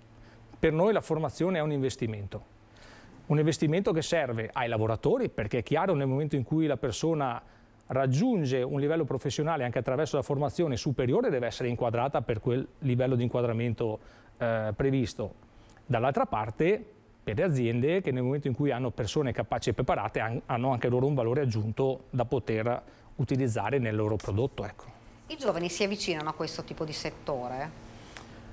Un altro dei motivi per i quali noi chiediamo anche l'introduzione di una scuola di formazione a livello nazionale di settore è proprio perché i lavoratori giovani si avvicinano al settore, ma vuoi per il motivo che dicevo prima, quindi non c'è una giusta gratificazione molto spesso. Dall'altra parte non c'è il tempo di insegnare alle persone a svolgere il proprio mestiere, ci troviamo con un turnover molto alto, soprattutto in quelle aziende automatizzate, industrializzate che abbiamo anche nel territorio. Manca la manodopera, diciamo, qualificata, perché noi appunto sentiamo anche un po' in tutti i settori che tanti cercano lavoro, però poi ci dicono però tante aziende cercano ma non trovano. Certo. E questo è un po' anche il vostro settore di manodopera, parliamo ovviamente specializzata. Sì, perché comunque il nostro settore è un settore manifatturiero, ha oltre il 14% a livello nazionale di incidenza. Quindi l'introduzione, secondo noi, di centri di formazione è, diciamo, per ripristinare quelle vecchie scuole di formazione che sono state tanto bistrattate nel corso degli ultimi anni, ma che servivano per preparare invece la manodopera all'ingresso nel mondo del lavoro.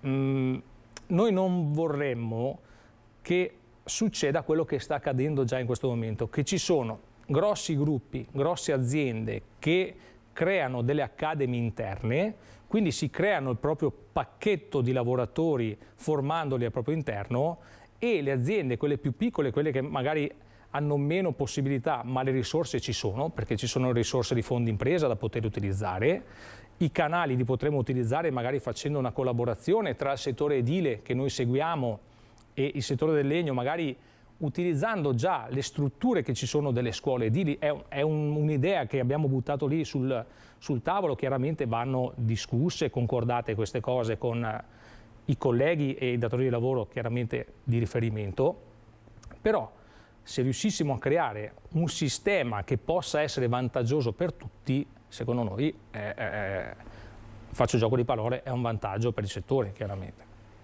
A livello di numeri, sempre riguardanti la provincia di Treviso, a livello di manodopera, quante persone potrebbero mancare? Il dato su quante persone potrebbero mancare non ce l'abbiamo. Noi in provincia abbiamo circa 20.000 addetti, complessivamente tra legno industria, piccola industria e artigianato, però oggi quelle aziende, anche comunque che stanno chiedendo cassa integrazione, perché chiaramente sono calati un po' i volumi, ma anche per il fatto che all'estero ci dicono, soprattutto nel Regno Unito, hanno riempito i magazzini nel corso del 2022, vuoi per la crescita dei prezzi, per l'aumento del costo dell'energia, eccetera, hanno fatto questa operazione. Oggi stanno scaricando i magazzini, per cui il lavoro è calato. Si chiede cassa integrazione e ci dicono che dovrebbe essere un periodo temporaneo fino a giugno, comunque fino a metà dell'anno, dopodiché ci auspichiamo che ci sia una ripresa, ma comunque non si stanno facendo operazioni di licenziamento dei lavoratori, ma neanche diciamo, non rinnovando i contratti interinali molto spesso, perché vengono stabilizzati i lavoratori, perché proprio dovesse esserci la ripresa, le aziende hanno la forza lavoro per poter ripartire a pieno regime, e quello è quello che si aspettano loro. Insomma, quindi manifestazione, parliamo di quella di Treviso, che sarà il 21, venerdì 21, dalle 10 a mezzogiorno in Piazza delle Istituzioni, quindi sotto la sede di Confindustria. Noi stiamo utilizzando una parola d'ordine nelle assemblee: le fabbriche devono rimanere chiuse. Qui non quindi si tratta... Questo chiedete, diciamo, ai lavoratori, sì, pur sapendo che una giornata di sciopero è una giornata comunque non retribuita, una giornata che incide circa 80 euro, 90 euro lordi per il lavoratore, però se tengo conto che l'aumento che potrei portare a casa, che è quello di 130 euro mensili, mi darebbe un risultato che va dai 1.700 più l'incidenza sulle indennità, turni, eccetera, eccetera, potrebbe arrivare fino a 2.000 euro all'anno. Io penso che una giornata fatta bene, con un buon segnale che viene dato ai datori di lavoro, ci potrebbe portare a casa un risultato molto più importante rispetto alla giornata che abbiamo messo a disposizione. Insomma, questa è una richiesta che voi fate ovviamente a gran voce. Se non doveste avere risposte? Io farei un passo indietro, raccontando un po' l'andamento della trattativa. Beh, se non dovessimo avere risposte, intanto credo che la mobilitazione continuerà, perché oltre allo sciopero abbiamo già proclamato da febbraio lo sciopero degli straordinari e della flessibilità. Certo. Quindi non ritireremo lo sciopero appunto di straordinaria flessibilità. Ecco, dice una trattativa che sta andando avanti. No, una trattativa che si è fermata. Ecco, si è fermata. Si è fermata il 22 febbraio. Una trattativa che è durata poco, perché se andiamo ad analizzare il tempo in cui abbiamo trattato con i datori di lavoro, trattativa forse è durata 10 minuti, la trattativa vera e propria. Gli incontri, tranne quello della presentazione della piattaforma, che ci è voluto un po' per leggere il testo, chiaramente, sono durati probabilmente un'ora, un'ora e mezza, diciamo come tempo totale. E noi abbiamo fatto la presentazione della piattaforma, chiaramente ci sono anche altre questioni rispetto alla formazione, chiediamo l'introduzione di un part-time, di una percentuale di part-time obbligatorio all'interno del contratto per permettere ad esempio alle donne o alle persone che hanno familiari da dover accudire, bambini piccoli, genitori, anziani eccetera, di poter riuscire a conciliare gli orari e i ritmi di vita e di lavoro. Si parla tanto di donne, negli ultimi giorni ho sentito parlare di creazione di lavoro per le donne, però al di là degli slogan, dietro al lavoro delle donne c'è una questione importante che deve essere discussa, quella, dicevo prima, dell'inquadramento, perché le donne nel momento in cui lavorano devono essere pagate alla pari degli uomini. E invece diceva sono più penalizzate. Sempre sottoinquadrate, questo livello è un dato a livello nazionale. L'altra questione è che bisogna permettere alle donne di riuscire a conciliare appunto i ritmi di vita e lavoro. Bisogna finanziare, secondo me, anche le strutture che possono essere asili nido, possono essere case di riposo, che ultimamente abbiamo visto hanno avuto i costi aumentati anche lì in base a quelli che sono stati gli aumenti dei costi dell'energia, per cui se noi non andiamo a risolvere prima quei problemi là e non creiamo il percorso per far sì che una donna possa lavorare e anche gestire la propria famiglia, difficilmente riusciamo a costruire un ragionamento, anche perché oggi molte donne rinunciano al lavoro perché con i costi che ci sono dirette piuttosto che di altre questioni preferiscono non lavorare. Certo. Lei diceva trattativa che è iniziata e che si è subito bloccata. Sì. E da qua quindi si deve ripartire.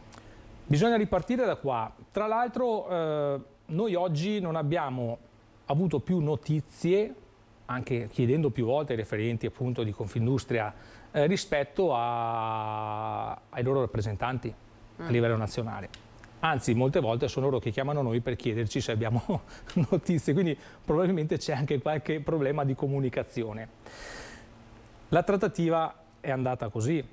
Noi ci siamo incontrati a novembre come, diciamo, primo incontro di discussione. Federlegno ci ha fatto una proposta. La proposta era, siccome noi abbiamo a cuore i nostri lavoratori e sappiamo che il costo della vita è aumentato, è stata un'incidenza importante per tutti, vi chiediamo di rinnovare la parte economica subito e la parte normativa in un secondo momento. Questa è stata la proposta fattaci. Pensateci e poi ci incontriamo la prossima volta, ci date una risposta e vediamo come si può andare avanti. Questa è stata la durata della trattativa, quindi è durata ben poco. Ci siamo incontrati la seconda volta dopo aver sentito chiaramente le nostre delegazioni, perché noi siamo in 7, ogni organizzazione sindacale più 7 di parte datoriale, però come delegazione allargata abbiamo anche gli RSU, i delegati aziendali, quindi dobbiamo parlare anche con le persone chiaramente, che sono le persone di emanazione dei posti di lavoro. Abbiamo fatto un ragionamento, noi, la CISL, la UIL, con i nostri delegati e siamo tornati a febbraio al tavolo della trattativa dicendo a Federlegno che eravamo disponibili a trattare in questi termini, pur sapendo, come dicevo prima, che la parte normativa comunque è comprensiva di soldi, perché livelli di inquadramento, l'aumento delle quote, carico azienda sulla previdenza complementare, part-time, cioè sono tutti soldini che indirettamente vanno nelle tasche dei lavoratori. Abbiamo posto 2 questioni. La prima è stata quella rispetto alle tempistiche dello slittamento della parte normativa. Sì. Siccome durante l'ultima tornata contrattuale ci abbiamo impiegato 18 mesi per rinnovare il contratto, abbiamo detto la parte normativa iniziamo a discuterla tra un anno. Quindi andiamo avanti, però riusciamo a chiuderla prima della scadenza del triennio. La seconda questione è quella di mantenere il sistema retributivo che noi abbiamo dal 2016 ad oggi nel contratto nazionale, che è la parte più importante ed è l'unico contratto a livello nazionale che ha questo sistema di recupero inflattivo. Noi dal 2016, lo dicono i dati dell'Istat, abbiamo il contratto che ha recuperato pienamente l'inflazione fino ad oggi. Nel 2020, quando abbiamo raggiunto l'intesa per la firma del contratto, Federlegno ci ha chiesto 2 giorni in più per scrivere il testo, per scriverlo probabilmente in maniera che andasse bene anche alla propria organizzazione. Sì. Per noi, siccome la scrittura di un testo è parte normativa, abbiamo detto, siccome anche questa è parte normativa, la ridiscutiamo eventualmente tra un anno e da lì in avanti. E poi ci dovete dire una cosa, quanti soldi ci volete dare? Perché se non sappiamo quanti soldi ci volete dare, è chiaro che non possiamo andare avanti a contrattare. A quel punto la risposta è stata una risposta che, torno a qualche minuto fa, altro che abbiamo a cuore i nostri lavoratori. La risposta è stata, beh, non c'è scritto da nessuna parte che vi dobbiamo riconoscere l'inflazione piena. Noi al limite vi possiamo mettere a disposizione l'indicatore IPCA, che è figlio dell'accordo del 2009 sulla contrattazione, che prevede che l'inflazione nelle buste paga aumenti in base al costo della vita depurato dai beni energetici importati, quindi luce, gas e carburanti sono stati gli aumenti più importanti che noi abbiamo avuto, e quindi rispetto ai nostri 130 euro che abbiamo chiesto, l'offerta di Federlegno è stata 63 euro, conti alla mano. Però ci hanno anche detto, prima di dirci questo dato, la parte economica non ve la possiamo dire perché quella varia in base a quanto tempo voi decidete di far slittare la parte normativa. Per cui ci è sembrata una presa in giro a questo punto. Certo, e lì si è bloccata. Non l'abbiamo bloccata noi. No. Noi abbiamo, a quel punto noi abbiamo detto guardate che queste non sono le condizioni per poter contrattare.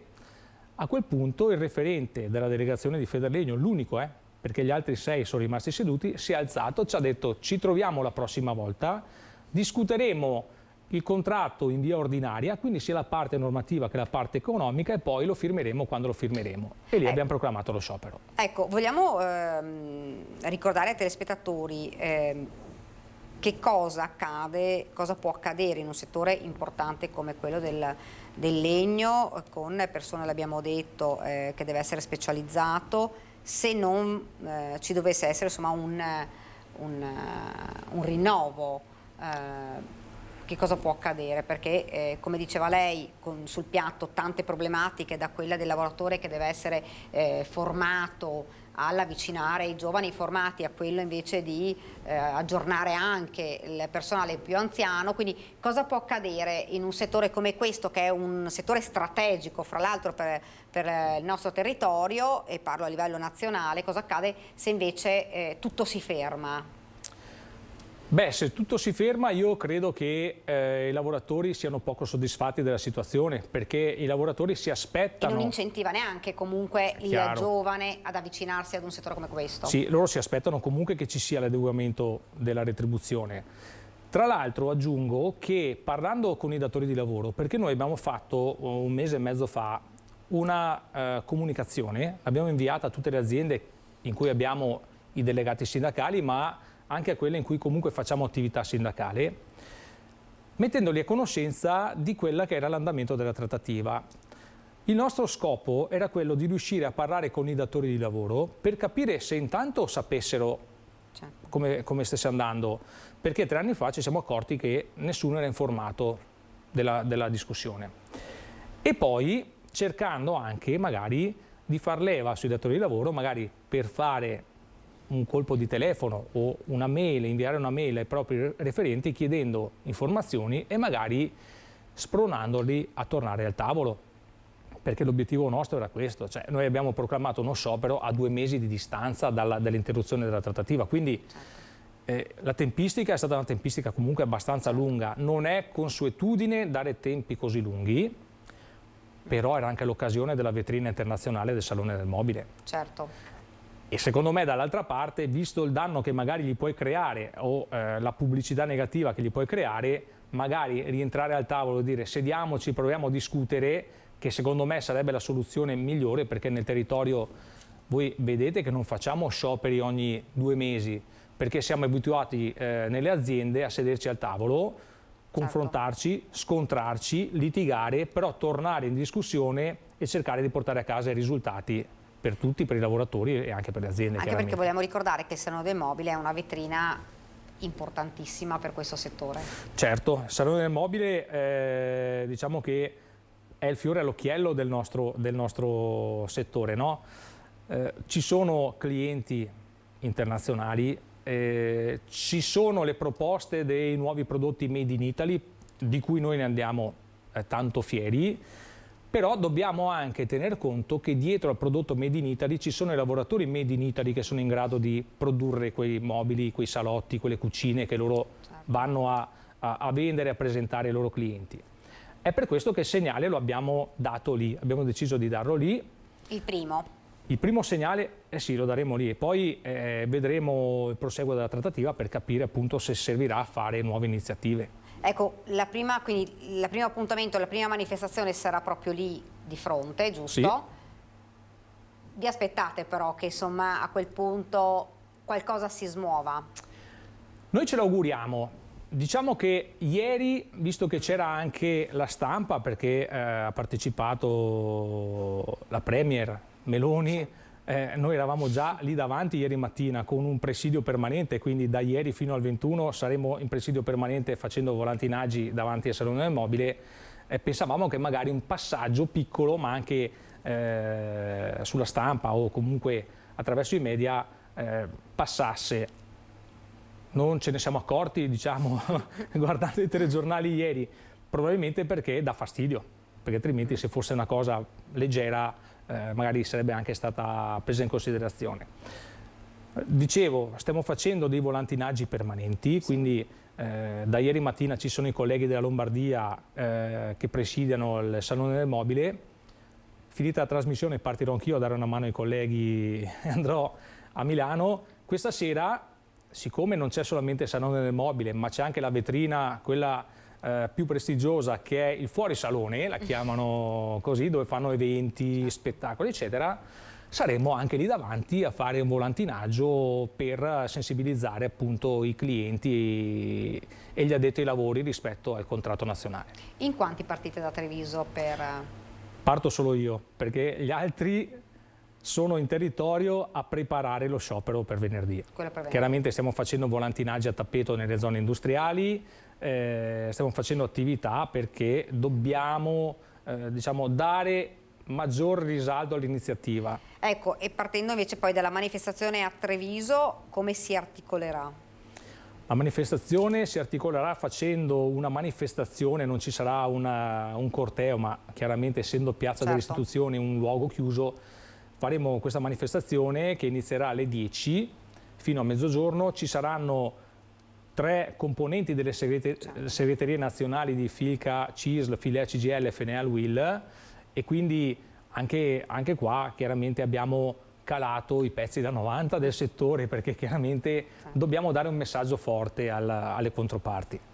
Ecco, vogliamo anche ricordare in maniera molto sintetica però quali sono le proposte, cos'è che chiedete voi, perché magari si parla sul salario, però in punti quali sono proprio le proposte che chiedete voi come settore, che sono fondamentali per insomma, la sopravvivenza poi anche di un settore importante come questo. Chiaro, allora noi vogliamo gli aumenti retributivi adeguati per far fronte alla perdita del potere d'acquisto dei lavoratori. Quello che dicevo prima, chiediamo la formazione, quindi sulla formazione meno ore di lavoro, comunque a pari retribuzione, commutate in formazione permanente per i lavoratori e maggiore qualificazione dei lavoratori all'interno delle aziende, maggiori tutele per le donne all'interno delle aziende. Questi sono i punti salienti che noi abbiamo introdotto nella piattaforma, e rispetto a questi bisogna anche dire però anche perché abbiamo fatto quel tipo di proposta economica, perché va spiegata bene. Allora, quando noi scrivemmo la piattaforma nel giugno, anzi maggio del 2022, avevamo chiesto 90 euro di aumento retributivo, chiaramente perché l'inflazione in quel periodo era intorno al 6%. A dicembre abbiamo inviato una nuova comunicazione a Federlegno dicendo guardate che l'aumento che chiediamo è di 130 euro, legandoci però al contratto nazionale che abbiamo. Il nostro contratto nazionale prevede, noi la chiamiamo doppia pista salariale, magari i datori di lavoro si arrabbiano perché dicono no, non dovete chiamarla così. Nel contratto nostro c'è scritto che nel momento in cui andiamo a rinnovare il contratto, hanno scritto i datori di lavoro, come dicevo prima, 3 anni fa, viene riconosciuto un trattamento economico minimo legato alla produttività del settore, del triennio di vigenza contrattuale, e una parte è stata erogata a fronte dell'incidenza inflattiva dell'anno precedente alla scadenza del contratto. Perché? Perché durante la vigenza contrattuale noi abbiamo nel mese di gennaio di ogni anno la verifica dell'inflazione e il relativo riconoscimento economico ai lavoratori. Nel 2022 abbiamo avuto un aumento a livello AS1, che è il livello medio del settore, di ulteriori 38 euro, perché l'inflazione è stata all'1,9%. Se noi andiamo ad analizzare l'inflazione del 2022, come dicevo prima, avremmo dovuto chiedere 180 euro di aumento, perché l'inflazione era oltre il 12%. L'indicatore IPCA di cui parlavo prima, quindi l'indicatore prezzi a consumo, l'inflazione depurata dei beni energetici, portava una media del 4 e qualcosa per cento. Abbiamo fatto la media, abbiamo detto 130 euro è la cifra legata all'inflazione. Poi però abbiamo anche analizzato i dati di settore, perché è chiaro che se abbiamo le due incidenze, una quella inflattiva e l'altra è quella della produttività, il settore ha avuto, come dicevo prima, un aumento di fatturato di oltre il 12%. All'obiezione dei datori di lavoro, quindi al tavolo, dicendoci è vero, abbiamo avuto un 12% di fatturato in più, però abbiamo subito anche noi gli aumenti dei costi, ricordando loro e ricordando a tutti che però le aziende ogni 6 mesi possono aumentare i propri listini prezzi e quindi riescono a rincorrere e adeguare i propri prezzi all'inflazione. A quel punto abbiamo anche analizzato la produttività, quindi oltre al fatturato la produttività era intorno al 4%, facendo la media 12,4, guarda caso viene sempre fuori l'8%. Quindi noi da quei 130 euro lì, i datori di lavoro lo devono sapere, non ci muoviamo, perché è il punto di caduta minimo che noi pretendiamo all'interno del contratto nazionale. Di tutti questi punti che voi chiedete, di queste proposte, c'è una a cui potreste rinunciare? Quando si fa un contratto nazionale, rispetto alle proposte che si fanno, magari si cedono tanti punti, non solamente alcuni, no? Dipende. Su cosa voi potreste, diciamo, venire incontro, mettiamola così? Ad oggi non vi sappiamo dare una risposta, perché non avendo comunque iniziato una trattativa, non abbiamo nemmeno avuto modo di parlare con le nostre delegazioni per cercare di capire dove possiamo lasciare indietro qualcosa. Cioè, per noi sono tutti punti qualificanti. È chiaro che in fase poi di trattativa cercheremo di capire dove fermarci piuttosto che magari andare avanti. Ecco. Il rischio è che ci si trovi però dopo ad un punto difficile, nel senso, insomma, lei è abituato alle trattative, però insomma, poi i lavoratori si trovano in una condizione difficile, no? Questo lo sappiamo benissimo.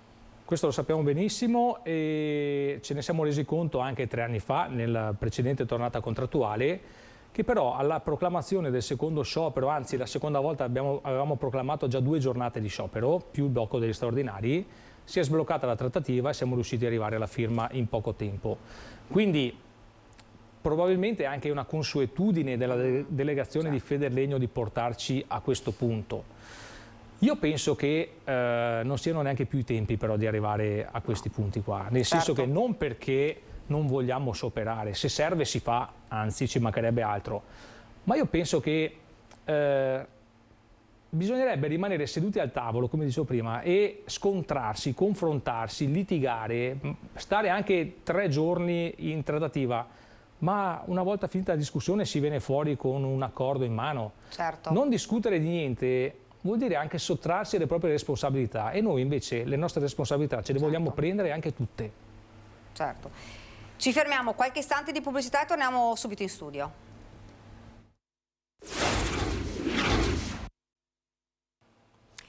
Siamo tornati in studio per l'ultima parte di questa nostra prima edizione. Parliamo di Federlegno, di una trattativa che si è arenata per il momento con 2 manifestazioni che sono state, anzi 6 in 7 città, 7 manifestazioni che sono state già decise proprio per arrivare ad avere un accordo finale che vada bene sia per i lavoratori, per le aziende, sia per le aziende. Ecco, in altri settori insomma ci sono state delle buone novità però. Sì, nell'ultimo periodo sono stati rinnovati 2 importanti contratti legati al settore chimica, gomma plastica. Ad esempio, e anche altri settori tipo il tessile. Ad esempio il contratto delle lavanderie industriali ha avuto un incremento economico contrattuale di 168 euro. Quindi non vedo perché noi non possiamo portare a casa 130 euro di aumento. Quindi questa cosa è un cruccio che dobbiamo comunque risolvere. Dobbiamo anche dire un'altra cosa però. Noi per il fatto che dal 2016 appunto abbiamo costruito un contratto che recupera pienamente l'inflazione, oggi abbiamo gli occhi puntati di tutti gli altri settori, a parte quelli che hanno appena rinnovato, ma gli altri settori che applicano l'accordo quadro del 2009, quindi quello in cui gli aumenti vengono erogati con l'inflazione depurata, sono al palo, quindi anche loro sono in fase di rinnovo e stanno attendendo gli sviluppi della nostra trattativa per cercare di capire appunto come portare avanti anche la loro. Al nostro tavolo, quindi al tavolo di Federlegno, abbiamo 2 rappresentanti di Federlegno, un funzionario e un datore di lavoro. Gli altri 5 sono funzionari di Confindustria, tra cui Asso Lombarda, che è l'uomo di Confindustria nazionale, quindi l'uomo di Bonomi. Quindi potreste essere un po', scusi, il capofila di altri settori che poi potrebbero, voi insomma trainate poi altri settori che chiederebbero lo stesso rinnovo. Sì, noi potremmo essere il capofila, sì, e dobbiamo tenere la barra dritta, perché il rischio nostro, come dicevo, siccome c'è Confindustria al tavolo della trattativa e Confindustria sta spingendo perché stanno inviando delle comunicazioni ai datori di lavoro dicendogli guardate che secondo noi bisogna rinnovare i contratti applicando l'IPCA depurato, quindi l'accordo del 2009, rischiamo di perdere quanto di buono abbiamo costruito in questi ultimi 7 anni.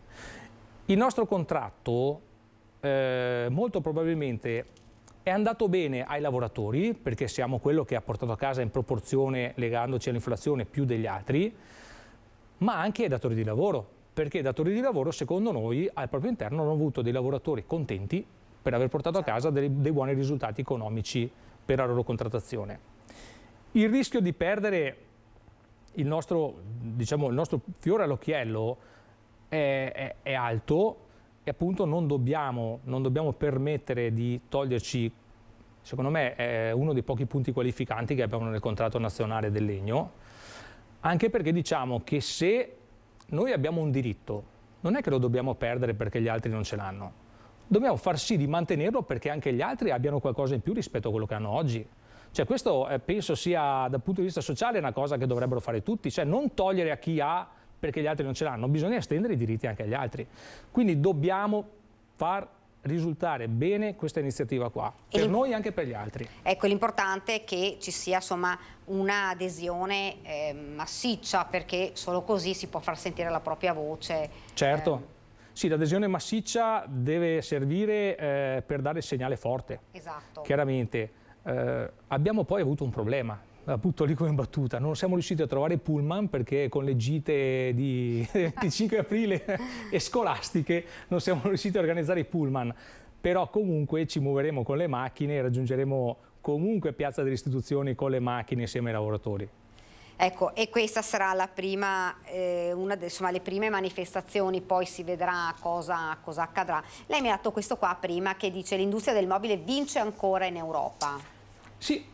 Perché i dati di settore dicono che i nostri distretti sono i più vigorosi anche a livello europeo. Ci sono alcuni dati... Quindi a livello italiano? Sì, i nostri distretti italiani, quindi che sono quelli della Brianza, di Pordenone e Treviso, a livello europeo sono stati i migliori.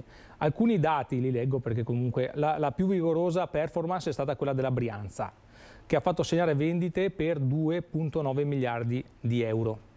Il secondo distretto è stato quello di Treviso del 2,2, quindi il nostro è il secondo distretto, anche perché per quel motivo c'è la seconda manifestazione più importante qui da noi. Il terzo è stato quello di Pordenone con 1,5 miliardi di fatturato, per cui i dati sono importanti. Un aumento di 9,3 miliardi, di 8,3 miliardi nel 2021 e 9,3 nel 2022.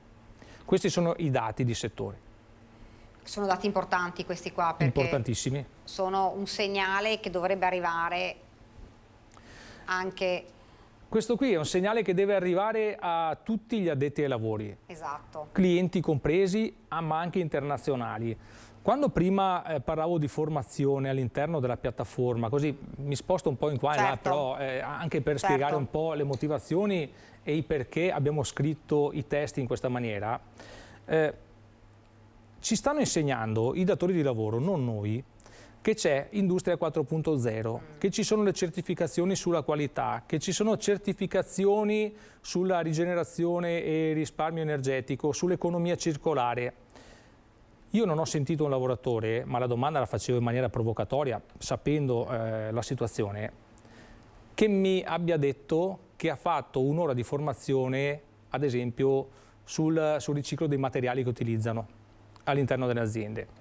Secondo noi questa cosa è importante. È importante perché le persone devono sapere dove sono, al di là della sicurezza, che è la prima formazione obbligatoria, quindi a prescindere da tutto c'è quella, che materiali utilizzo, da dove arrivano quei materiali, come li devo lavorare, come li posso lavorare, alla fine del ciclo di lavorazione, gli scarti, come li devo smaltire e come vengono riutilizzati. Io penso che fare questo sia anche un favore che viene fatto al datore di lavoro, cioè, perché se io riesco a riciclare il materiale vuol dire che evito gli sprechi,